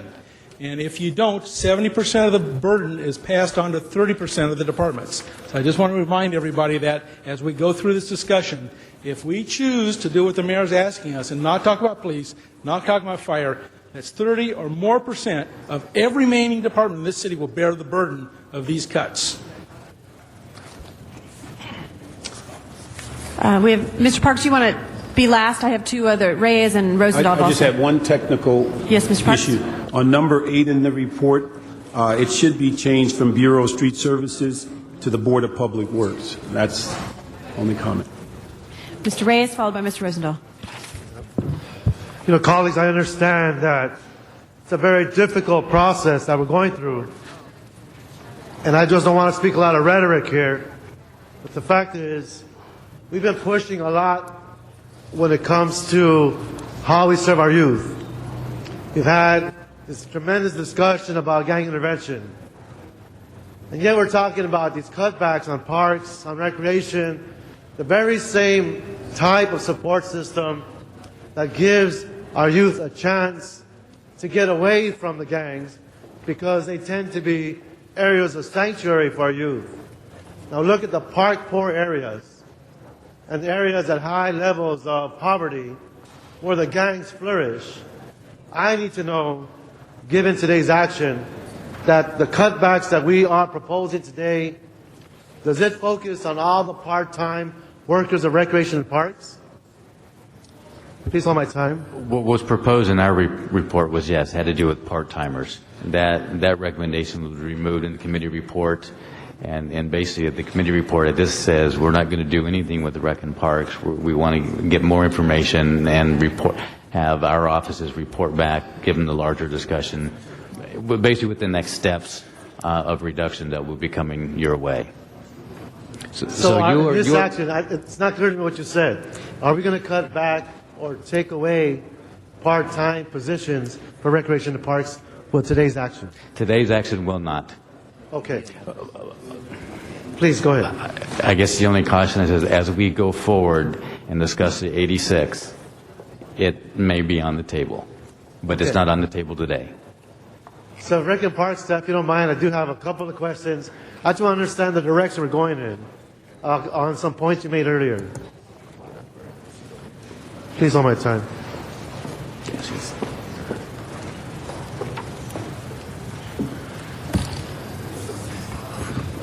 I understand that facilities won't close, but programs are what we're looking at. Am I correct with these cutbacks? With the cutbacks that we had originally proposed a couple of months ago, it was going to affect, you would start to see some of our programming being affected. You would also see some of the cleaning for the restrooms and so forth would start to be affected. Those are the things that the public would start to see. So is it possible for each district to understand how that's going to manifest itself in terms of our respective parks? Some of our districts, we increased square footage of park space. We have new facilities. We have brand new bathrooms. We have places where kids can play soccer now and basketball and baseball. But without part-time employees, what I'm hearing you say is that we won't have staff to make sure that folks who are coming into the parks are actually taking care of the park and actually behaving in a way where it's conducive to families. Yeah, the challenge is, okay, of course, yes, we do have facilities that are projected to come online. But when that happens, and of course you have bond funds that have been used to construct those new facilities, the challenge is for the city to be able to figure out how we're going to finance, how we're going to maintain those facilities, how we're going to provide programming in those facilities. That's the challenge that we have. What the target had been was it did affect part-time employees. Not all of the employees, but it did affect a portion of the part-time employees. And that affected employees both on the maintenance end as well as on the recreation end. Could I perhaps have some type of a warning or some type of indicator that says this is what's going to happen in these parks in the next 3 months, the next 6 months, so I can work with the neighborhood councils, I can work with the chamber, I can work with local schools, and perhaps start filling these voids that could be created, or perhaps try creative ways of looking at revenues to sustain staff? I mean, is there a way you can give us a lead as to which parts will be affected and to what level are these cuts going to impact the ability to deliver these services? Actually, we will be giving you that warning now. Right now, we are on a freeze until December 27th to try to figure out what we're going to do from that point forward. So the warning is here now. We are trying to identify exactly which employees might be affected as well as which facilities will be affected. We're working on that plan as we speak. Great, so I'm assuming next few weeks we'll know which parts, for example, in District 1, will feel the type of impacts you're discussing? Yes, because what we're also doing is at this point we're trying to start moving toward what I had mentioned before, which was the clustering concept. And what I meant by that was, as I stated, the parks would still be open, but what the public will start to see is that the parks may not be mowed as frequently as we used to do, the restrooms won't be cleaned as frequently as we used to do it, and so forth. That's on the maintenance end. But also, too, what that means is that, for example, in a cluster that we will identify, and we can provide that to you, we may have 3 or 4 facilities within a cluster. What we are currently trying to do, we try to have staffing at each of those facilities. What we will be moving toward is that the public will start to see that either one, within a cluster, you may see one of those 3 or 4 facilities actually be closed down, or you may see that the hours will be reduced. And for example, let's say within a cluster that there may be a basketball court or a gym at one facility within a cluster, or maybe 2, but we may have to try to direct the public to one particular location. So the public may have to travel farther and so forth to get to the programs that we will be able to offer. Thank you. Mr. Rosendahl. Yes, thank you. I just want to make one more final comment. Everything needs to be on the table. Is that correct? Yes, it does. Okay, and we know we're looking at right now 80 million at this point, and we also know we have next year to look at. Mr. Smith mentioned that 70% of where the budget goes basically to police and fire. Is that correct? That's correct. What is the police budget? I've heard 1.3 billion. Is that what it is? Direct is 1.3. 1.3. Okay. I also know that crime, where we used to be in the top 10, we're now somewhere below 100. Is that true? I don't know exactly, but I know we've seen some great reductions. Okay. My district is holding a public safety meeting Thursday night, and I've invited Chief Bratton to come. I've invited him to come to explain why we are losing officers from the West LA Division and the Pacific Division to other parts of the city. My folks pay good money, taxes. So the chief's going to do three things. Number one, he's going to explain his criteria he uses for deployment. Okay, that's number one. Number two, he's going to tell us we're safer today than we were yesterday. If we feel comfortable about that, great. And the third thing he has to convince my folks, which I said at a breakfast this morning, is that we either stand by the chief and go for 500 more officers to get to 10,000, or we don't. And that will be based on how the explanations come from the chief. So I think Mr. Smith has raised the issue to the level that we're going to have to consider. I personally have stood by the mayor and by the chief for more cops until we hit 10,000. But now if it means closing a park or closing a library or laying off people, we have to put it all on the table. So I'm looking forward to Chief Bratton giving me the cover to say we need more cops at this point or not. But is that basically what we're looking at when we look at the 1.3 billion in terms of what Mr. Smith is saying? That's correct. 95% of their budget is salaries. 5%. Okay. So what about the additional new officers? What is that cost going to be? We'll run some numbers. Actually, the committee asked us to report back on the rest of the hiring numbers, through the end of the year, and so we'll provide that by Monday for you. Yeah, because that's very critical. I mean, safety is our number one concern as elected officials. But we will have the numbers of what it will cost and exactly. Can we also have the numbers, because my constituents are saying we've paid X dollars for cops, but we're not seeing all those new cops, or they're making the complaint that they might have 3 sworn officers doing a desk job that maybe a civilian could do. When we're looking at hiring new officers, are we looking at the whole org chart and who's doing what and the distribution of energy and resources? I think that's a discussion that we've started. Certainly, as the controller has put together, done some of our audits, he's raised some of those questions. I think the mayor's hiring goal is strictly a net. Let's get more officers. Once we achieve those goals, then certainly we'll be look at organizational structure and what type of efficiencies can be achieved. Okay. Well, thank you for that. Appreciate it. Thank you. Mr. Parks, there were 4 cards, public comment. Would you like to open up that public comment for 1 minute each? Or? Yes, that would be great. Thank you. Sorry, we have 2 additional ones. Job Leong, as well as Zuma Dog, Julie Butcher, Fred Dowell. Is Mr. Leon here? Mr. Leon. Okay. Zuma Dog?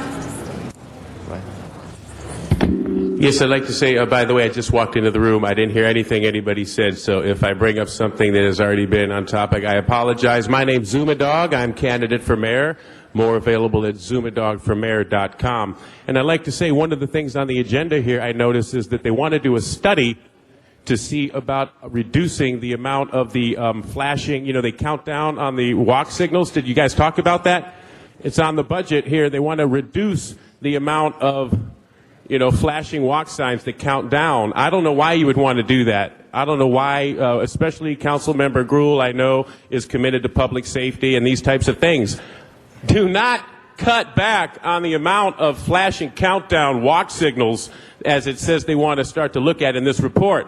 We're talking about lives. Believe me, one person gets killed in a crosswalk over these things, and then you're going to wish that you sure didn't do the report on that. zumadogformayor.com. Julie Butcher.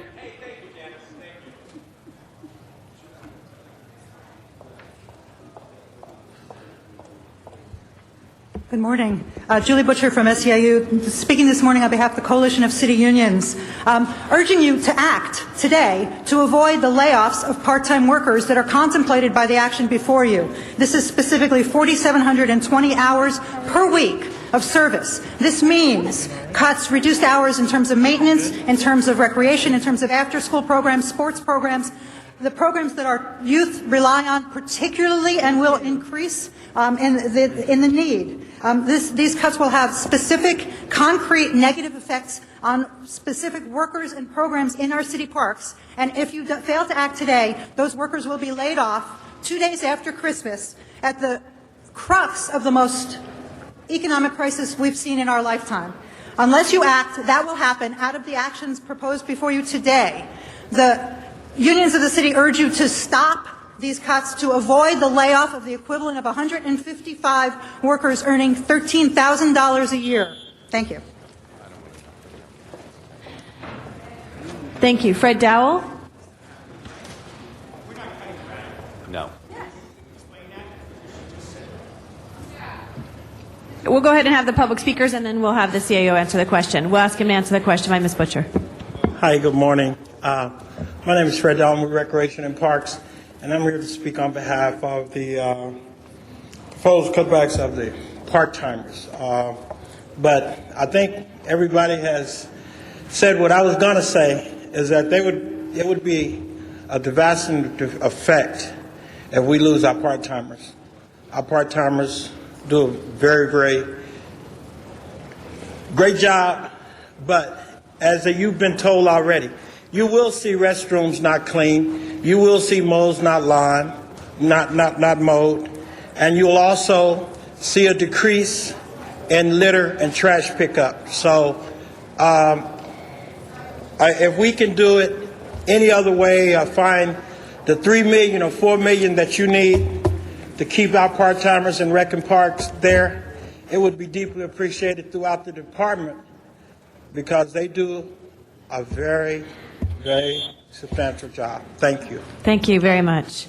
We do have two speakers in the San Fernando Valley, Miriam Fogler and Donna Pearman.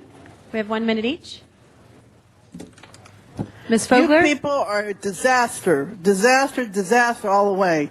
I like to sit on the committee with this committee here, the Budget Finance Committee. I don't know why I can't get a ride down there. I don't know why you can't have a meeting down here in the valley so I can have some input here. This is not right. Julie Butcher, you should have said something that we put $18.7 million. I talked to Mark Fink, the 501 rep. He said, we're done.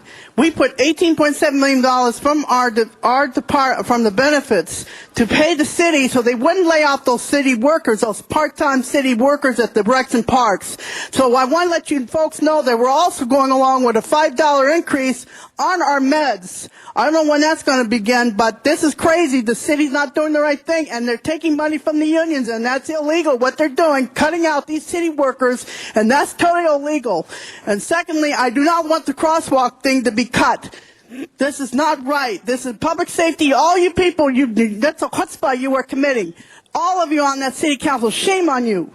Thank you, Ms. Fogler, and maybe you did not hear, but in fact, we are not cutting the crossing guards. That one is held in abeyance, so we will continue to operate all of those. Ms. Pearman. I'll tell her. Anyway, the city's already paying $18.7 million from benefits to save parks and recs and the higher copay to no avail from the unions. What the city council giveth, the city council taketh away. Now, what we're talking about is, but what's number 11? Pedestrian countdown signals is what she's talking about. Now, I don't know if you took that off the table or not, because I see that I use it as a gauge to have to walk. It was a smart move, and it needs to increase, not decrease. We need to cut the CRA who's stealing our money that's needed. We don't need cutbacks as employees. Our streets are in disarray because they're probably working on the skeleton crew. The biggest is, how can you take away countdown signals? It's a safety issue. It's a smart way to go. It works.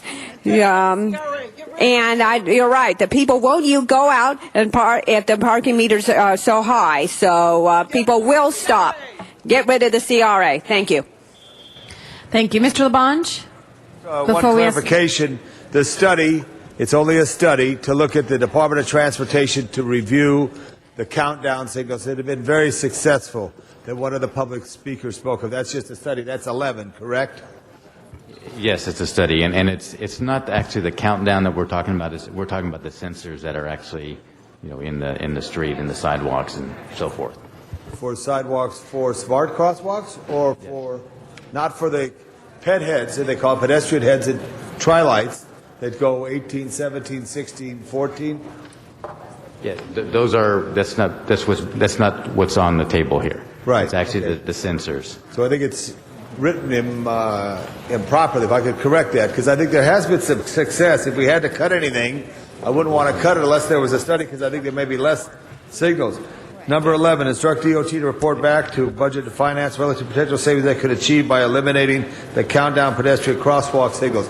Are these smart crosswalks with or are they, what is it, a fully signalized intersection instead of having the man with the hand have the number count?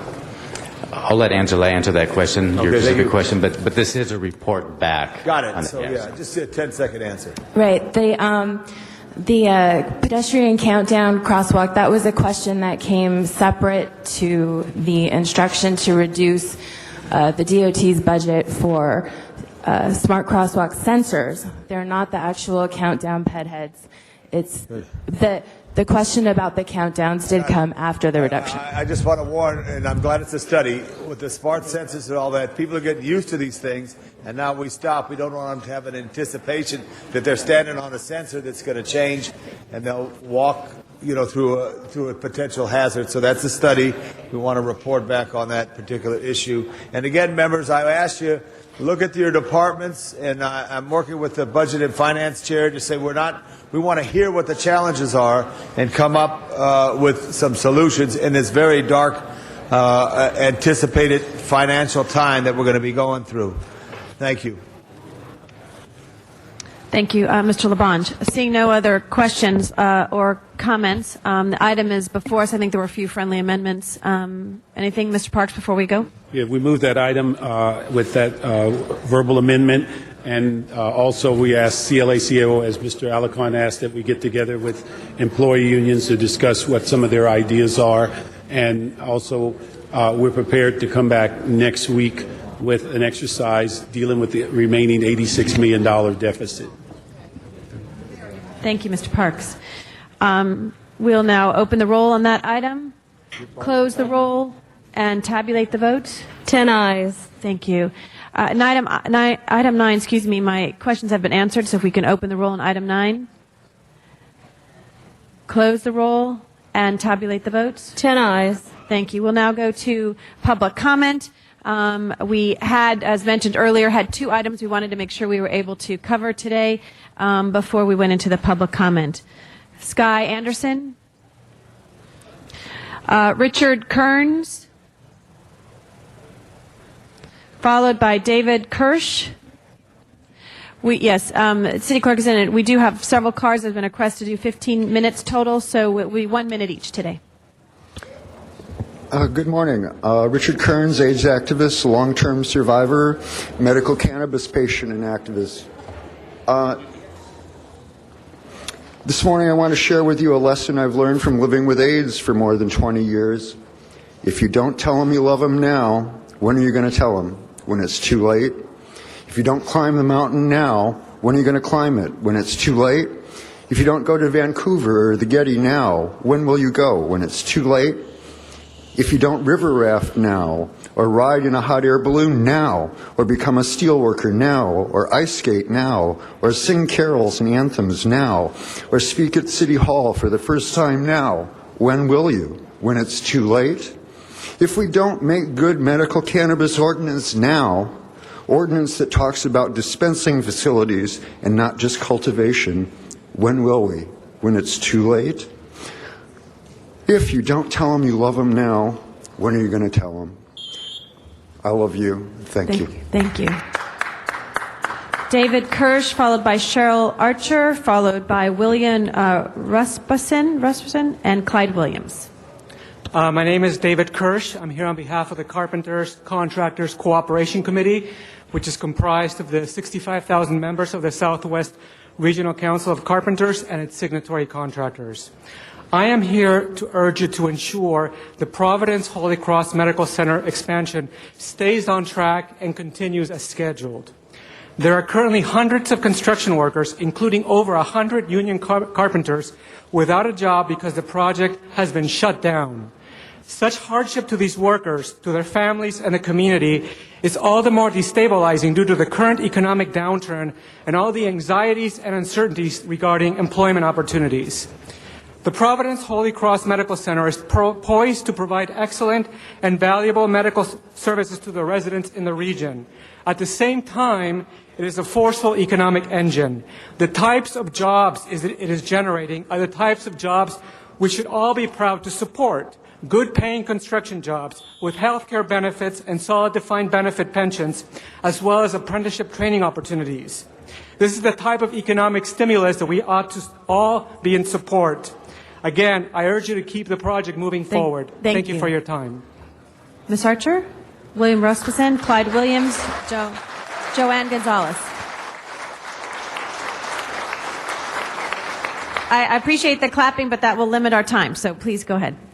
Thank you. My name is Cheryl Eichley. I'm a resident of Los Angeles, and I would really appreciate it if I could get all of your full attention right now, because what I have to say may affect you as city representatives and officials. I've recently come across a federal statute that may allow medical marijuana patients to sue you, the LAPD, and any other local officials who deprive them of any rights, privileges, or immunities to be secured by the Constitution and state laws. That statute goes by many names.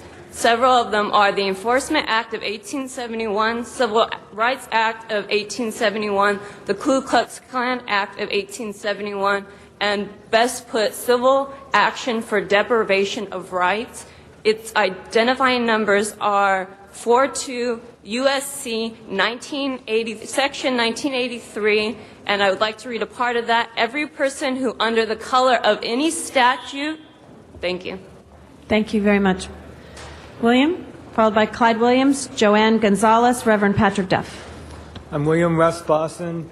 I live in the 10th District, and I'm here to plead my case. I'm an AIDS victim also. Not an AIDS victim, I'm an AIDS patient living with AIDS, and until about 8 years ago, I was taking medicine that was for HIV, and then I got real sick, and I nearly died, and so they diagnosed me with AIDS. And since then, I've been looking for safer means of treating my illness, and safer places to walk and safer places to socialize. And I live in a barrio that I've adjusted to real well, but the accessibility to my medication, my marijuana, is what is very effective to my peace of mind and my sense of well-being, not for social reasons, but for medical reasons, is very urgent, and I think that there's too much conflict of the laws. Thanks for your time. Thank you very much. Clyde, followed by Joanne, then Reverend Patrick Duff and Ali Ross. My name is Dr. Clyde Williams. I live at 4115 Barrett Road in El Sereno, 20 years resident. We are still waiting for the Autry National Center's attempt to further savage the Griffith Park and destroy LA's first museum, the Southwest Museum of Highland Park. In the 20 years history of the ANC's lease with the LA and Recreation and Parks Department, ANC has not complied with any of the terms and conditions of their original Sweetheart lease for 11 acres of Griffith Park. Not even the $20, $1 a year that they were supposed to pay. The council will consider an even longer 50-year lease tomorrow, with no controls over the use of Hazard Park's facility. Recreation Park were conflicted out by the city attorney of the consideration of the new lease and FEIR for Griffith Park. City attorney should also review and upgrade the new lease proposed for Hazard Park. Thank you very much. Ms. Gonzalez, again, if we could ask staff if they are, we have lots of noise here on the side. Shh. Good morning. My name is Joanne Gonzalez. I'm a registered voter in the 13th District. I'm here to speak about safe access for people with disabilities to be able to get medicinal cannabis in a safe, secure location. As an epileptic, I find that medicinal marijuana helps me a great deal with my epilepsy. And again, I say we need to have a place that we can get it safely without fear of feeling that we're being trapped or abused, or when the governments come in to confiscate. Thank you. Sorry. Thank you very much. What the young lady was saying was that she has epilepsy, and one of the only ways that she has any relief is through medical marijuana. And I came here a couple of weeks ago, about 2 months ago, and I spoke to Mr. Rosendahl, I spoke to Mr. Labange, and I spoke about the DEA agent that was taking pictures in the front of our church and the helicopter that was floating ahead of my house. Well, they warrantlessly searched my house Tuesday of last week with the assistance of an LAPD officer and the assistance of LAPD. Without a warrant, they took out of the church, they took out a TV, a 52-inch TV, okay? In the warrant it says you're supposed to take anything that's, materials that are going to be used in prosecution. They left all the scales, but they took a 52-inch TV. It was a robbery. There was a robbery committed in Silver Lake in Mr. Labange's district, and they used M5s. It's a machine gun. And they threatened all the neighbors, a 71-year-old landlord. They put a 60-year-old man in handcuffs, had him forced him to the ground, and they almost shot my dog. And yes, and just to let you know, they were going to shoot the dog until the security officer laid his body across and said, "You have to shoot me first." So the DEA came into Silver Lake, and they were going to kill a dog and people for marijuana. Ali Ross one, Edward Forchillian, I'm sorry, I can't read and Michael Polable. And that'll be followed by Vanna Mercer-Kanian. Greetings in the name of the Most High God, Jah Rastafari. Greetings to all city employees, representatives. It's an honor for me to be here and a blessing. Let the ears and the mind know that the sacrament to my God, Jah Rastafari, Josila Rabboni, Allah, Jah, and this time Rastafari, his sacrament is frankincense, myrrh, and ganja, which is called sensimilla. We have went through tribulation on the planet Earth, serving the true and living God, and we do not fight flesh and blood.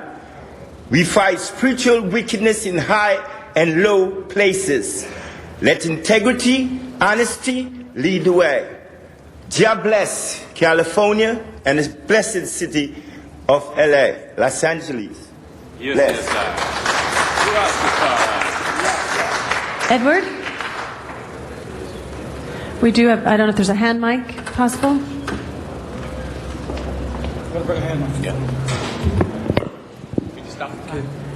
We could hold the time too that we're not going forward. Hi, my name is Vanna Mercer-Kanian.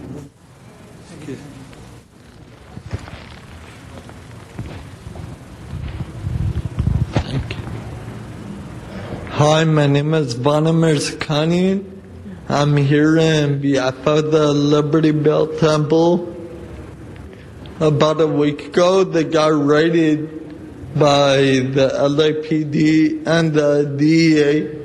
And I just know that Proposition 215 made medicinal marijuana legal in the state of California. And last time I checked, Los Angeles was in the state of California.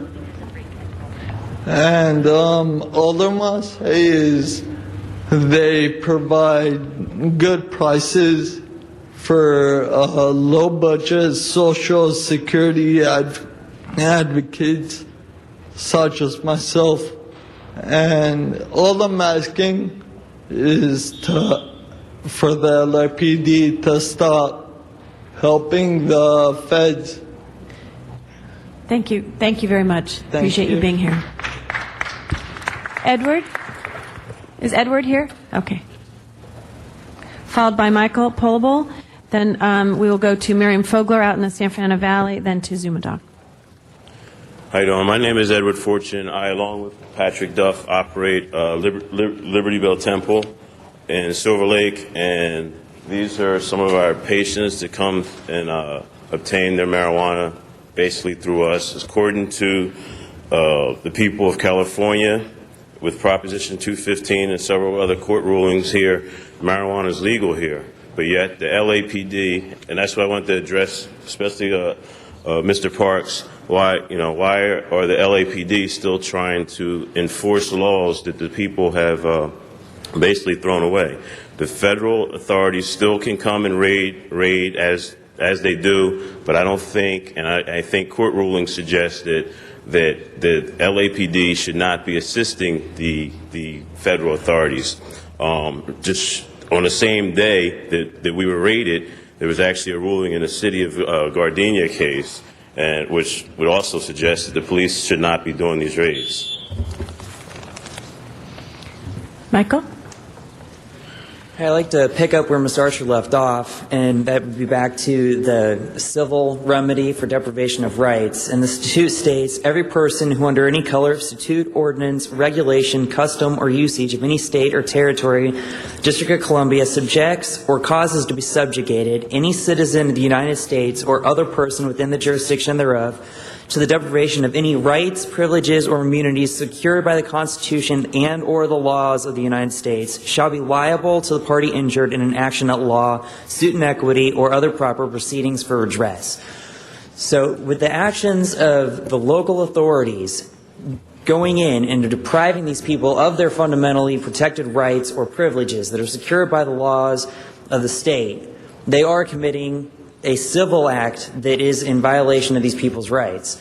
There are also parallel criminal statutes under Title 18, Chapter 13, Sections 241 and 242 that would allow federal or felony prosecution to be brought against these people as well.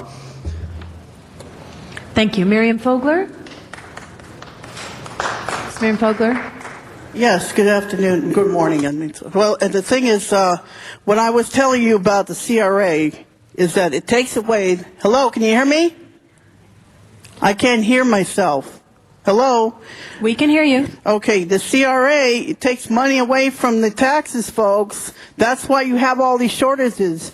They are taking the money away by using projects, and what you did with Proposition R is this was a terrible mockery or disgrace to the whole city, Rosendahl, and I'm glad you have a challenge with Prop 8 because you did this to me with Prop R, charging me another half-cent sales tax for your lovely subway to the sea, which is going to indebt the city for much more than you think now. It's going to be in much worse shape because you're going to allow the CRA come in and take all the money away from our city, and you want to raise the payments on the streets on our time.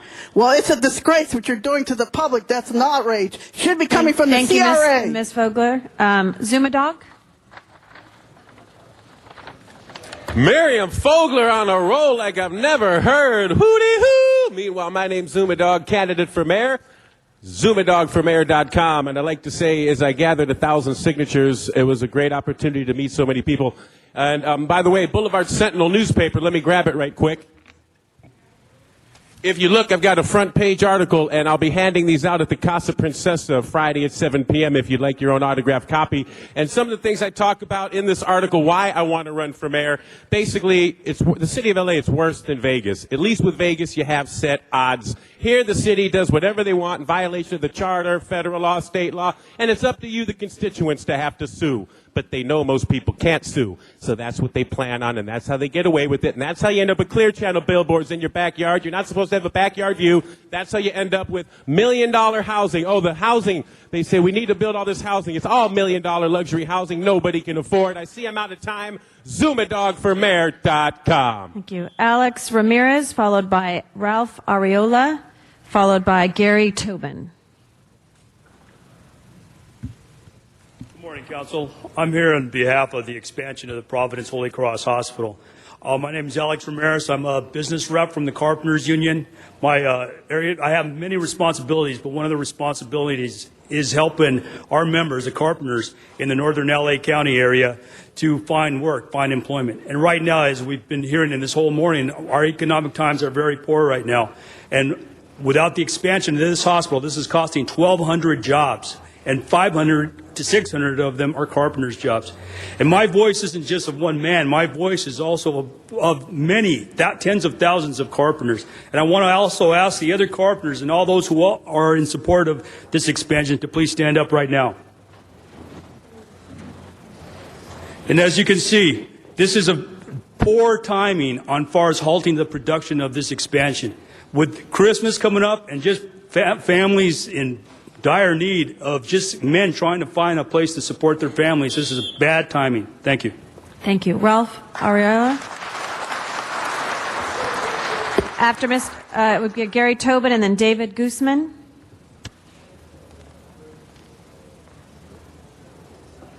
Do I start? My name is Ralph Ariel. I'm a longtime resident of the San Fernando Valley. And I'm here to speak in behalf of Holy Cross Hospital and asking this council to join with not only the carpenters, the electrical union, the nurses, and others that presently have representation at the hospital, to allow them to continue the project as it's moving now. It's desperately needed.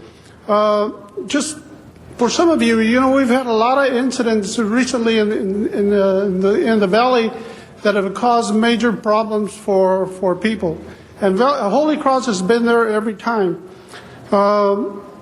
It's so difficult.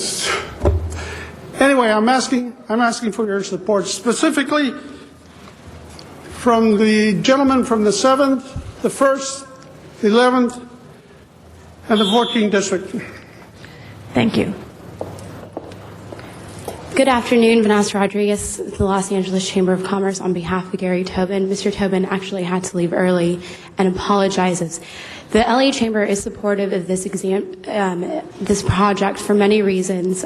You will be receiving an electronic copy of Mr. Tobin's business perspective this afternoon outlining. Thank you. Thank you. David Guzman, followed by Travis Windsor, followed by Gerardo Lagunzad. Good afternoon, council members. I'm David Guzman, president of the Mission Hills Neighborhood Council. I'm here to let you know that my council has voted back in 2006 to support the construction of this hospital and continues to support the construction of this hospital. We are the people that live in the community, and we want to let you know that we support this project, not only because it's a good thing for the community and for the San Fernando Valley, but because it is the right thing to do. So we hope that you will find it in your hearts to make the right call on this issue. Again, thank you very much for your time. Thank you. Travis Windsor, Gerard Laguzadad, then we'll go to Donna Pearman. Good morning. My name is Travis Windsor. I am CEO of the Raymond Group, and I too am here to speak in favor of the Providence Holy Cross Hospital. Raymond is a specialty wall and ceiling subcontractor. We are presently under contract to perform the metal stud framing, drywall, fireproofing, and lath and plaster work on the Providence Holy Cross Hospital. During the course of this project, we will employ between 80 to 100 union employees. These are employees that depend upon the wages from this project, not only to support their families, but also to have pension and health and welfare benefits. The people who depend upon this project go far beyond the job site. They go to the management, the support and administrative personnel, as well as our suppliers, vendors, and material manufacturers. Loss of this project will be devastating for all of those people, particularly during these critical economic times. On behalf of all those employees, I request urgently that you vote in favor of this project going forward. Thank you. Thank you.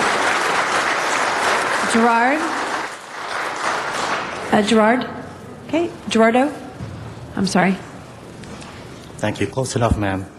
My name is Gerardo Lagunzad. I'm the Zoning and Land Use Chairman for Mission Hills Neighborhood Council.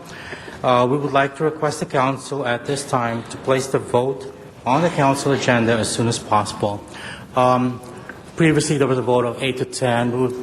We would like to request you guys to re-vote again if possible, just to reaffirm that, the neighborhood council, that the city council allows the expansion to happen. I can tell you a lot about the proposed project. A lot of guys have done that, but this is a $180 million project. 270 additional jobs will be created after the project has been done. It's 101 beds additional. And Holy Cross Providence is the largest employer in CD7. Right now, from what I've been told, I'm almost done. Thank you very much. Thank you very much for coming. Donna Pearman in the San Fernando Valley. Yeah, thank you. Anyway, if you only have 10 council members, you should make them stay the whole day, and you need to cut down on your speaking time, and like you did all our time. Anyway, I miss Mr. Garcetti. We should let Zumadog take the councilman's seat because he'd probably do better.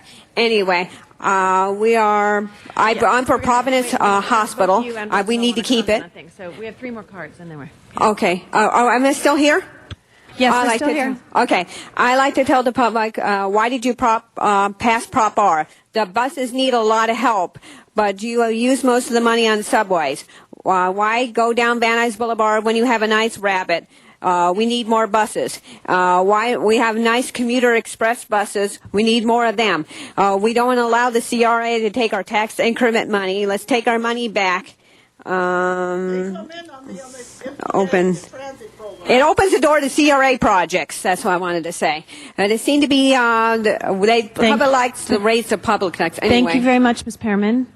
Teresa Marquez, Nadine Diaz. Followed by Sabu.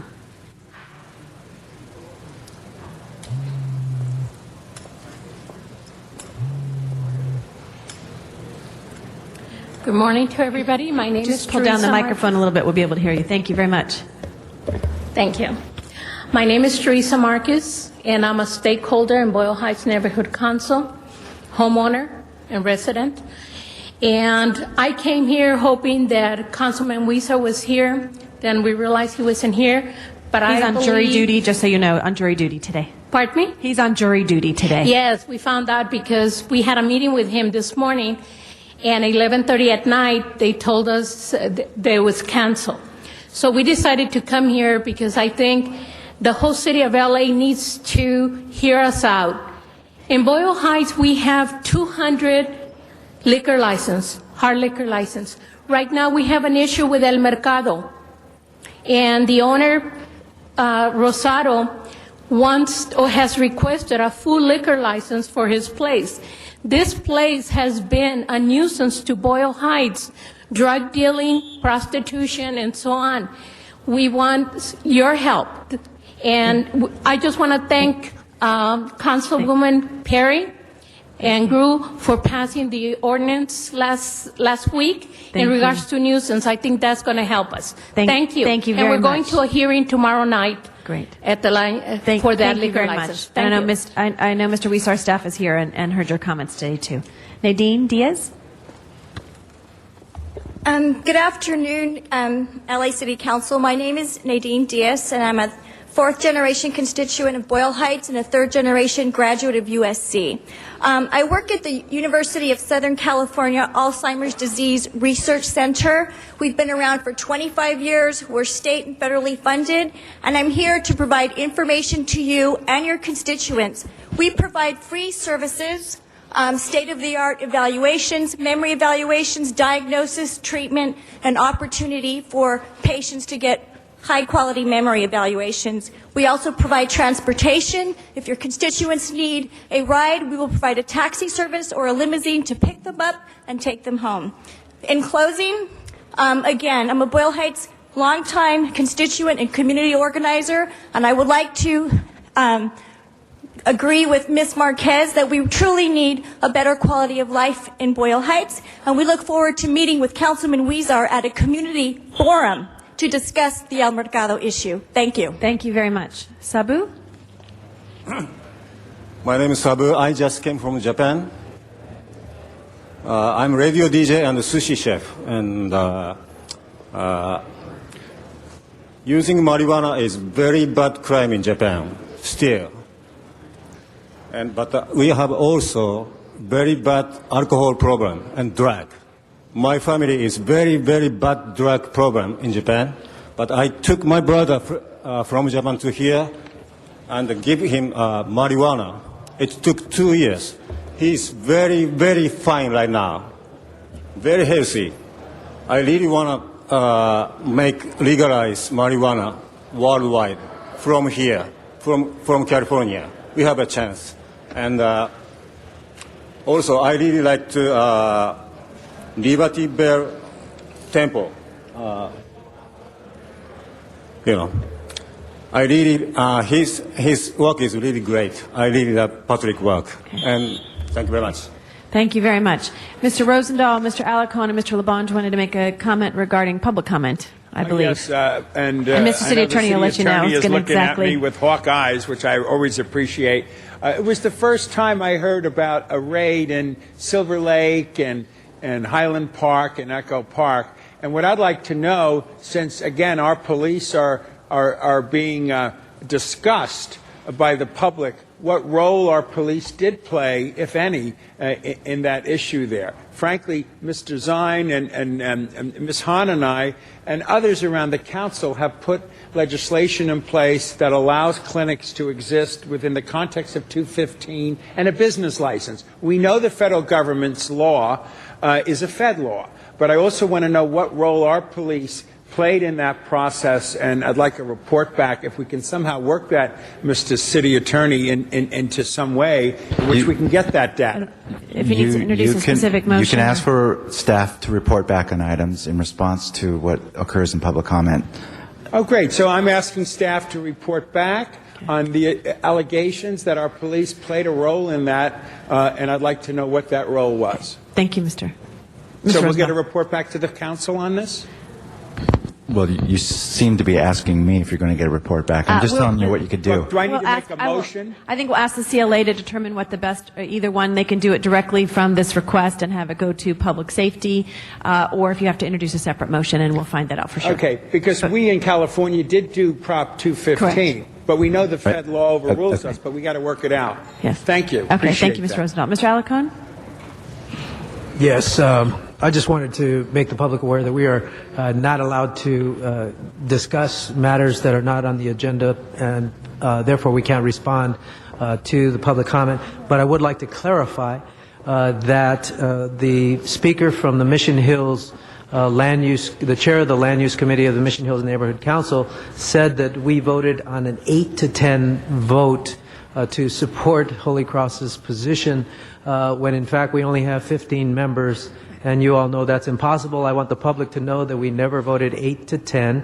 The vote, in fact, was 5 members supported Holy Cross's position, 9 members supported the appeal and the planning administrator's report to require an EIR.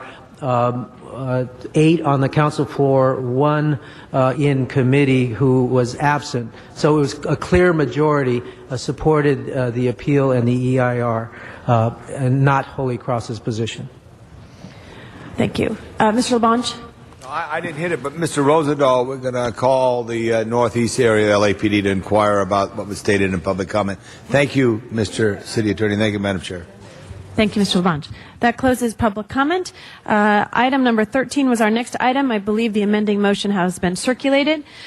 So no one wishing to call that special will go forward. Madam Clerk, please open the roll on item number 13, close the roll, and tabulate the votes. 10 ayes. Thank you.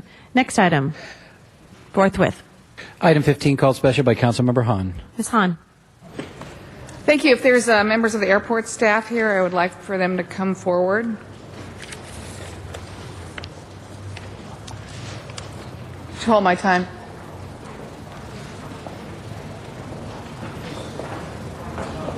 The staff.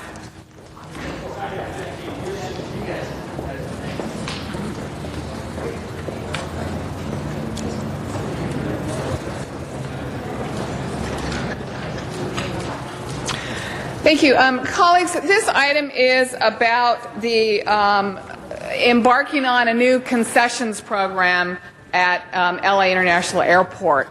And we have talked a lot about modernizing this airport, but one of the things that we're attempting to do is to move forward with a brand new concessions project out there with an RFP expected to be going out.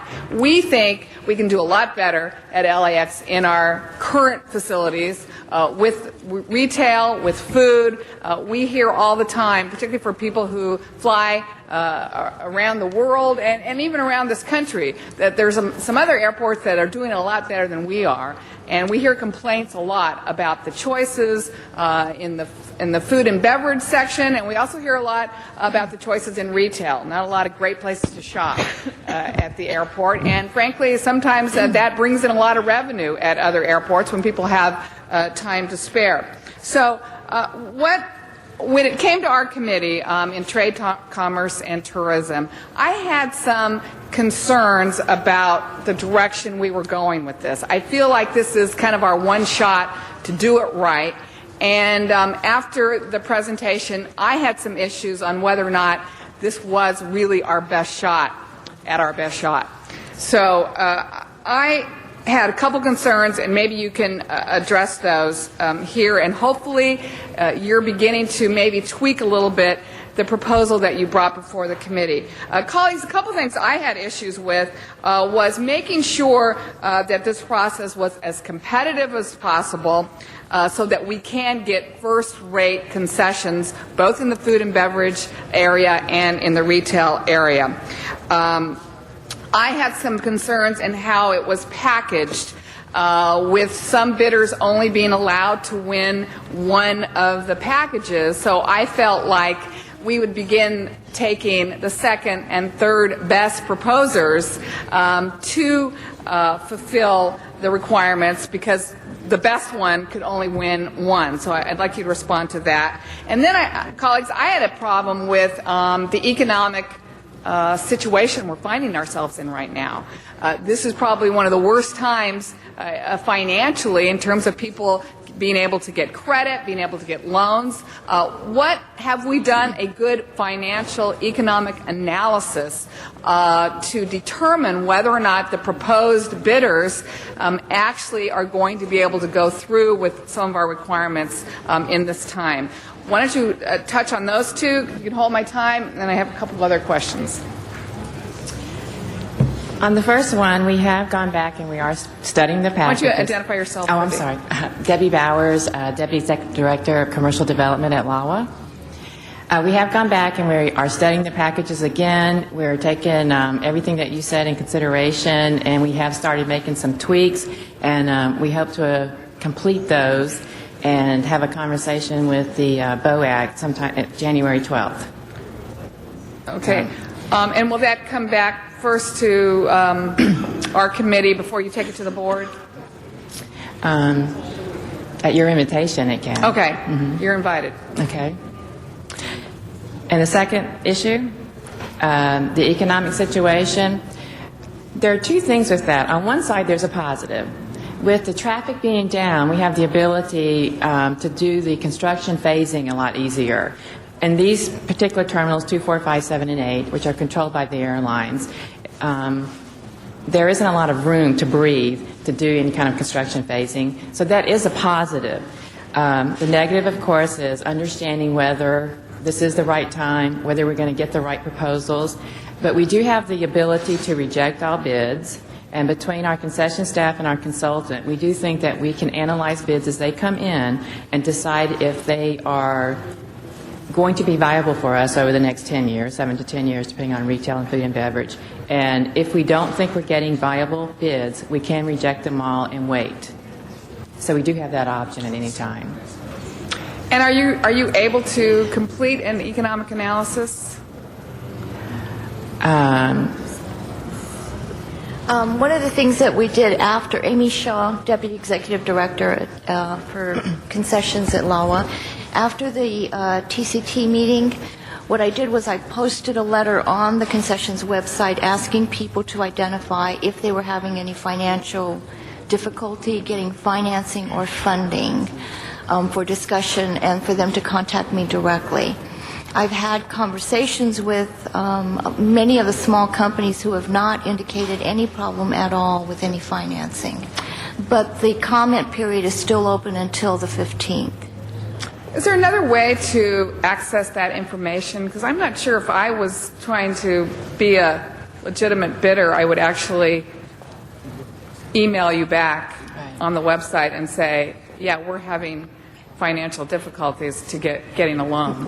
Let us talk to our consultant and we'll see if we can do some sort of third-party analysis that will help us. And I think that's what I was more going afterwards, was a third-party economic analysis to kind of look at the difficulties that small, medium, and large-sized businesses might be having right now in this financial meltdown. I don't know if I would ask the actual bidders if they're having financial... Do you know what I mean? I wanted us to have kind of an overall sense of this and whether or not this is really our right direction right now. Right. Just as a clarification, it wasn't for them to email me. It was to call me directly to have the conversation, just as a clarification. Right.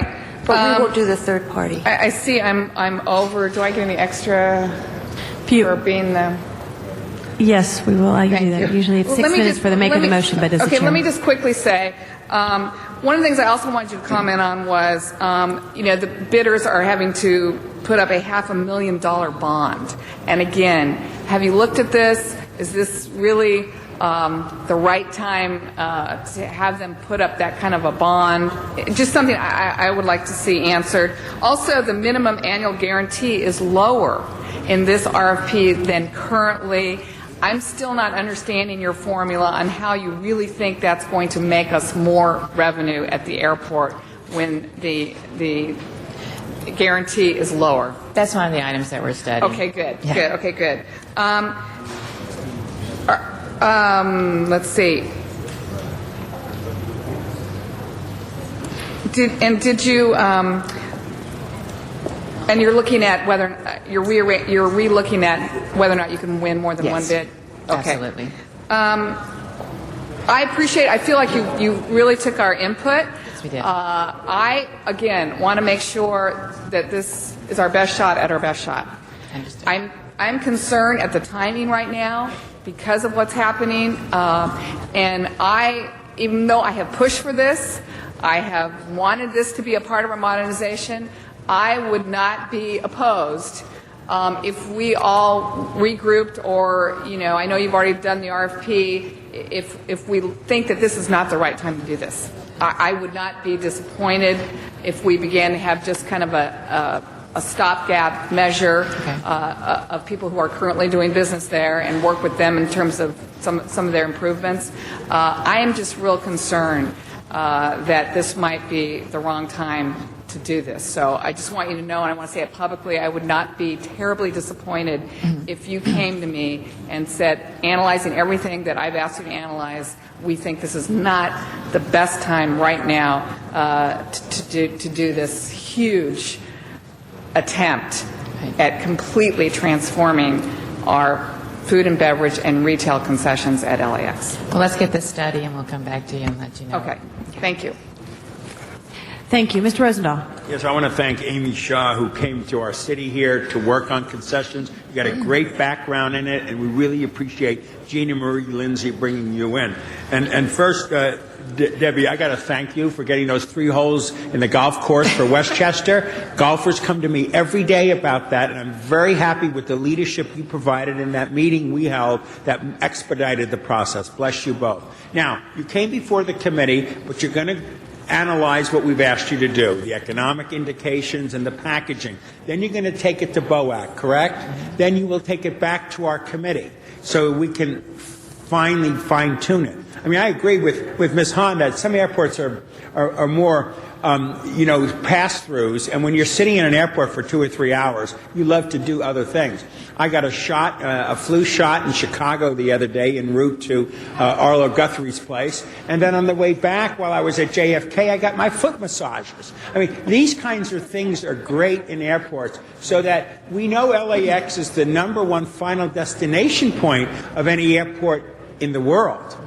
Okay? And we also know there is some transfer. I don't know. Do we know the percentage of how many people hang out at the airport for an hour or 2 or 3 to catch a matching, a continuing plane? I don't know, but we can get that. I'd like that information because people don't realize that we're not like Pittsburgh, where I was trying to get to Coudersport when I worked for Adelphia those days, and there was a 5-hour layover, and there was this huge shopping mall. I used to buy my slippers there every year. There are values when you are changing planes. But I don't want to go overboard with LAX when it's the final destination point, but I do want to know what percentage are transferring to another flight. But we look forward to that report back to committee after you go through BOAC. Thank you. Ms. Hahn. Thank you. Wow. Flu shot, slippers, foot massage. Why would you ever leave the airport? Wow. Let me just follow up on one thing. Again, I want to make sure that if we do this, we get the absolute best and brightest responders to this. I want to make sure that past performance at the airport is one of the factors you look at. I don't want this just to be a beauty contest on who makes the best presentation, but I think that should be a part of, because there are some that are doing extremely well right now. There are a couple of them that are, for instance, I understand the Chili's at the airport is the best performing Chili's in their whole chain, not just at the airport, but in the whole chain of Chili's. I think that's amazing, and I want to make sure that, that's considered when we, award this to someone. I don't want to get rid of that Chili's just because there was a better presentation. I think we need to look at what's happening now, particularly in this tough economic time. I was surprised when I heard that statistic. But that's something I would think we would want to keep. That brings revenue into the airport. And the other thing I understand was you're not asking for renderings. I have a concern with that, and I would like for you to take a look at that as well. Again, sometimes I think we can tell a lot by what someone is designing for this airport. I think to make an award of a contract without actually seeing a rendering of what it is they're proposing, I think that limits us a little bit. I don't think we know exactly what we'd be getting. So I think that's pretty basic. I know it costs bidders some money to do renderings, but again, if you're going to be in a financial strait to do renderings, then maybe this is not the league you should be playing in. Hey, football now. Thank you. Okay, those two things. Thanks. Thank you, Madam President. Thank you very much. The item is now before us. Madam Clerk, if you could please open the roll, close the roll, and tabulate the votes. 10 ayes. Thank you. Next item. Item 16, called special by Councilmember Rosendahl. Ms. Rosendahl. Thank you, Madam President. If we could ask our wonderful officers from the airport, the great men and women who protect us at the airport and do a fabulous job, to come before us. Hold my time. Clock's clicking. Thank you. Explain briefly what this item is. Introduce yourself. Good morning, council members. My name is George Centeno. I'm the Chief of Airport Police for the Los Angeles World Airports. And I brought along with me the Public Information Officer, Sergeant Jim Holcomb. Basically, this agenda item is to recap some of the means of addressing the celebrity photographers that frequent the airport that have come to light recently as a consequence of some incidents that have occurred at the airport, but also around the city of Los Angeles. And I believe you asked that we look into our procedures and perhaps refine how we deal with the issue of crowd control and or assaults that occurred when people want to get photographs and interfere with the freedoms of others. So I am here to provide that information to you.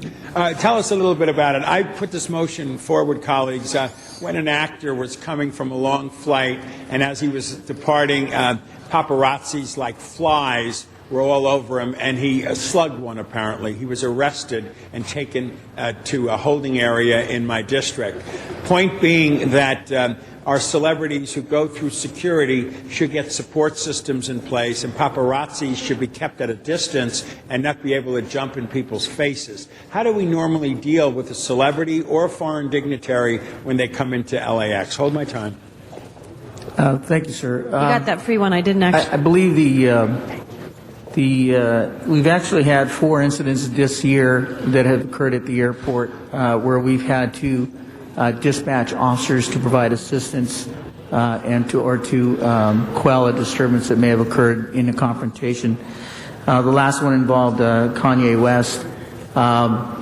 If somebody, and at your recommendation, somebody has a concern or wants to inquire how they might gain assistance from the Los Angeles Airport Police, we have placed a link on our website that asks folks that have a concern or have a question to contact the airport police, and we will be able to provide them with mitigation and or assistance so that they can get to and from their flight without fear that they're going to be interfered with by the celebrity photographers. As you know, we have celebrity photographers from the various groups that will stand by at the airport and get phone calls. Many of them are even phone calls from the celebrities themselves looking to enhance their public image and promote their cause. But in the end, it is about public safety.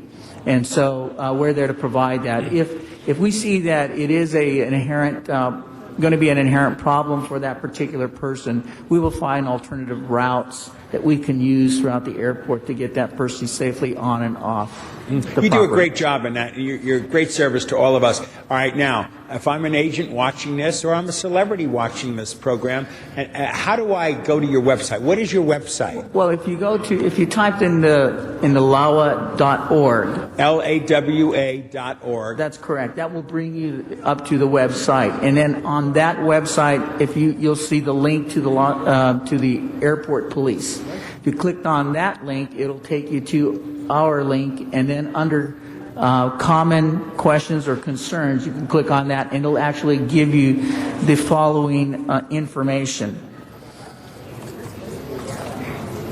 It says, what should I do if I'm planning an event such as an arrival or departure of a group that may draw crowds at the airport? Large crowds composed of non-traveling members of the public have the potential to disrupt normal patterns of vehicular and pedestrian traffic flow. Our Airport Police Division mobilizes quickly to ensure public safety and keep our roads and sidewalks unobstructed for use by the traveling public. If you have information that would suggest sizable crowds will be present to observe the arrival or departure of any customer of Los Angeles World Airports, we would like that information. Contact the on-duty police watch commander at 310-646-0200 and advise them of the nature of the event, the date and time, and all relevant information that will assist us and you in management of the event.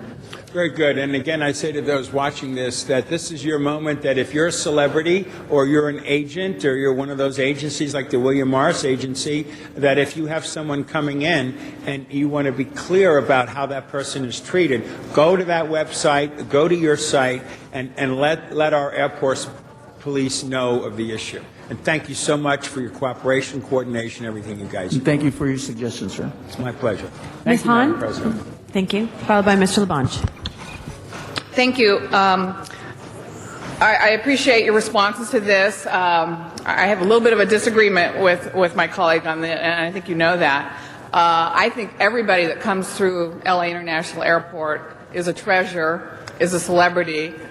Your job is to protect everybody, is it not? Right. Yes, ma'am. And I think that's the message we need to give everybody, is you don't have to phone the airport police. You don't have to look up your website. You all are there 24/7 to protect the traveling passengers at LAX. Everybody should know they're important. That we love people that come through that airport on business. We love people that come through that airport as tourists. We want everyone to know that our airport police is an established law enforcement agency, one of the best in the country, and you're there to protect the traveling passengers. With all due respect, I think if a celebrity is very concerned about the paparazzi, they have the resources to hire their own personal security, and I know that you work well with that kind of security as well. So I want you spending the majority of your time protecting all passengers and making sure that LAX is the safest international airport. And I think celebrities should hire their own personal bodyguards if they think that there's going to be a problem. But we appreciate the fact that if there becomes an incident, you all are well organized and well mobilized to deploy officers whatever terminal is experiencing a crowd problem. Is that correct? Yes, ma'am. But you're doing a good job. We appreciate you. We know you're going to be a part of this paparazzi task force. We just ask you to continue to coordinate your efforts. But I think everyone deserves celebrity status at LA International Airport. Hey, we're Hollywood. Thank you, ma'am. Mr. LaBonge. I just wanted to thank all the officers at LAX, especially those in dignitary protection and others that work with our diplomats. You do a great job. Just want to say thank you and proceed. I'll let them do know. the job that everybody's asking you to do, which you do. I'll let them know, yes. Thank you. Thank you very much. That item is now before us. Madam Clerk, if you could please open the roll, close the roll, and tabulate the votes. 10 ayes. Thank you. Just a reminder to my colleagues, we do have a couple of unexpected absences today, and I know Ms. Hahn came in and as was I, excused at 11, but I'm staying, and she's going to stay for a little bit longer. But yeah, okay. So when Ms. Hahn leaves, we will not have a quorum. So we may want to look at prioritization. We do have some people who have been waiting for a long time to speak as well on these items. So with that in mind, our next item, Mr. Rosendahl, we do have one card on this item, although public comment had been held. Mr. Rosendahl. Yes. We're doing the 18. Okay. Real quickly, could you please come up, Ms. Mallory? We're going to go real fast, folks, because I know we're going to lose a quorum.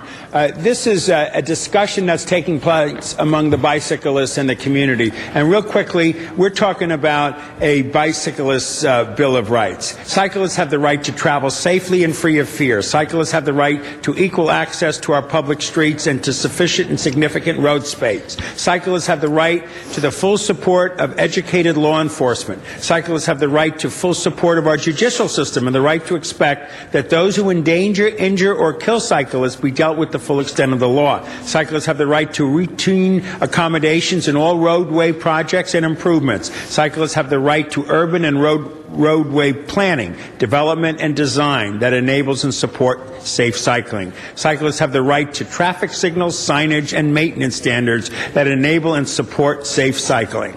8, I'm going to go real quickly. Cyclists have the right to be actively engaged as a constituent group in the organization and administration of our communities. Cyclists have the right to full access for themselves and their bicycles on all mass transit with no limitations. Cyclists have the right to end-of-trip amenities that include safe and secure opportunities to park their bicycles. Cyclists have the right to be secure in their persons and property and be free from the unreasonable search and seizure as guaranteed by the Fourth Amendment. And lastly, cyclists have the right to a peaceful assembly in public space as guaranteed by the First Amendment. That is the Cyclist Bill of Rights that I presented as a motion. I presented it because the culture of the car has to change and we have to respect cyclists. Now, what process are you going through with this? Michelle Mallory, Senior Bicycle Coordinator with the Department of Transportation. Several of the things included in the Bicyclist Bill of Rights, and I'm just going to call them by number rather than repeating again, but numbers 3, 7, 8, 9, and 10 are items that the city either already supports in some fashion or has been supporting. We're doing bicycle parking. We're educating LAPD officers to the rights and responsibilities of bicyclists. Several of the other items carried within the the Bicyclist Bill of Rights are federal jurisdiction. The right to free assembly is protected by the Constitution per se. We have passed on the entire Bill of Rights on to the consultant, Alta Planning and Design, who's working on our bicycle master plan. We're incorporating several of these items, like bicycle parking, officer training, into the plan to make sure they're covered. The items that are within the city's purview, we're addressing. Those that aren't, we're not dealing with at this point. Great. And I just want to thank you, colleagues, for letting me indulge in reading all of those Bill of Rights. I just wanted us all to understand this and the process we're going through with great respect to bicyclists. Thank you very much. Thank you. Mr. Labange. Members, I apologize. Michelle, you stand there. I was absent due to other pressing issues of this here. There's nothing about children in here, and children ride bicycles. And I don't want to provide a false sense for anybody. I maybe wanted to ask this go to the Arts and Parks Committee and maybe Children Education Committee and have it hammered out. I don't want to provide a false sense of anybody to say that you got rights when we're dealing with children. Children now ride their bicycles to school. I do see some professional cyclists who choose to not respect the tri-light at an intersection. Have you ever seen that, Michelle? I have. Okay. I've seen motorists do it as well. I know, but a 5,000-pound car and and whatever the weight of a bicycle and a person is no match for safety. But in the impact of that, is there any rush on this particular issue? But I think what we're doing, Mr. Labange, is for them to go forward and come back as well, and we can do that at that time to go to your education. All right, so let's vet it out and make sure the school is involved, because more children. When I was in school, we rode our bikes to school. It went away. It's coming back now. More people are riding bicycles. I want a youth component in here and a focus on children's safety. And also some words or verbs. Who wrote the rights? There's a group called the Bicycle Riders Collective. They have a website, and it was a collective effort to put all these items out. What does educated law enforcement mean? They mean officers on the street who understand the laws relative to bicycling. Well, they should understand every law if they're a peace officer, just like you're an educated public employee. Correct. Would you be offended if I called you an uneducated public employee? No, because I know your heart and soul is into this. I'm just saying some of the verbs. We want to be a cooperative in this effort here and not be confrontational in the sense of trying to deal with the education necessary that so many cities have in how bikes are part of their lives. And I think we could do that. We certainly could do that. We have done an education program with LAPD and will continue to do so. What we're trying to do is provide an extra emphasis on bicycles so they get a little more education. The vehicle code is this thick. 3 inches thick on newsprint. Yeah. So it's a lot of information. Madam President, Madam Chair of Transportation, if this could swing through Arts and Parks, because parks are very important to cycling, I'd appreciate it before it comes back. Thank you. We will do that. We'll work on that, whether it comes to transportation first or... Very good. Thank you. You're very good. Thank you. I want to acknowledge both Stephen Box and Damian Newton, who are here today, who are in support of it. Thank you very much, and testified in committee as well. And Mr. Zumadog had put his card in as well, but there's already been a public hearing. Madam Clerk, please open the roll on this item, close the roll, and tabulate the votes. 10 ayes. Thank you. Next items, Mr. Rosendahl, we called 21 and 22 special. Again, we will be losing a quorum very shortly. So do you want to have a brief... Maybe we could continue it again, but the whole point of this is a new day in how we deal with our streets in terms of the ecology of the planet. In memory of Dorothy Green, we all talked about it, and these 4 great ladies spoke before the committee. It is a new shift in public works where we think of the environment first as we go forward with public works. If you could indulge for a few minutes, give us a taste of what this is all about. Thank you, Madam President and council members. Paula Daniels, Commissioner with the Board of Public Works. Just a few minutes to give you some context for what the action items are before you today in these motions. You have a PowerPoint handout that's in front of you. It looks like this. I want to introduce the members of the team that are here today. We have Beth Gines, Assistant General Manager for the Environmental Affairs Department, who will speak very briefly later. Dr. Jennifer Walsh from USC Center for Sustainable Cities, who will speak briefly on green alleys. Karen Yamamoto from the Community Redevelopment Agency. They've done a lot of great work on both. We also have in support here Heal the Bay. Just before you you today is a council motion. There are 2 council files and one that came through as an information item that will get a council file on green streets, alternative street surfaces, and green alleys. Just so you all know, in May of 2007, we did form a Green Streets Committee that's an interdepartmental, inter-bureau group that's been working together on these items for a long time. What's before you is a series of actions that will create options and make available to the public and to the city forces that are building these types of projects the options for green type streets. And what I mean by that, so green streets, green alleys, porous pavement, they all are part of a larger concept that's been called for a long time low impact development, which I think we're realizing is sort of an awkward phrase, so we want to start thinking about it as green infrastructure. And what we mean by that when we talk about green infrastructure is a way to layer in the functions and the texture of nature into our paved environment. We won't completely be able to unpave LA, but if we start layering in the functions and the texture of nature into our green environment, we'll achieve a lot in terms of stormwater quality, groundwater recharge, reduction of the urban heat island effect. So in your PowerPoint, we have a lot of examples that I'm not going to walk you through, but you can see yourself. Okay. So, and I apologize if there are other I might just say this at this point. I'd like Channel 35 to do an interview with you all so the public can see all of this. This is a very significant new day. I'm sorry we're about to lose a quorum and we can't give it the quality time that we should be giving it here in the council. But I'd like to now ask for a vote on this and go forward with it. Okay. And I know I particularly have on the wet design, we had our not only parking lots as well, that we had our own big challenge of actually implementing it. We're working with you to do that and have that be part of it. And with that, if we could open the roll on item 21, close the roll, and tabulate the votes. 10 ayes. And there was a combined report, is that we were looking at, Ms. Okay. Thank you very much. So we have lost a quorum. That means we will continue items 22, 31, and 42 and 47. Oh, 21 and 22 were together. Okay. So 31, 42, and 47 will be continued. I would like to mention that the Quality and Productivity Awards are occurring as we speak. 28 projects were selected that generated cost savings and improved services, efficiencies between interdepartmental collaboration. And this year, the Commission cut costs for awards by 60% by moving them up to the tower. If you have a moment, they're going to have the second half of the event at 1:30 today, and a copy of the departments honored was circulated. And with that, this meeting is adjourned.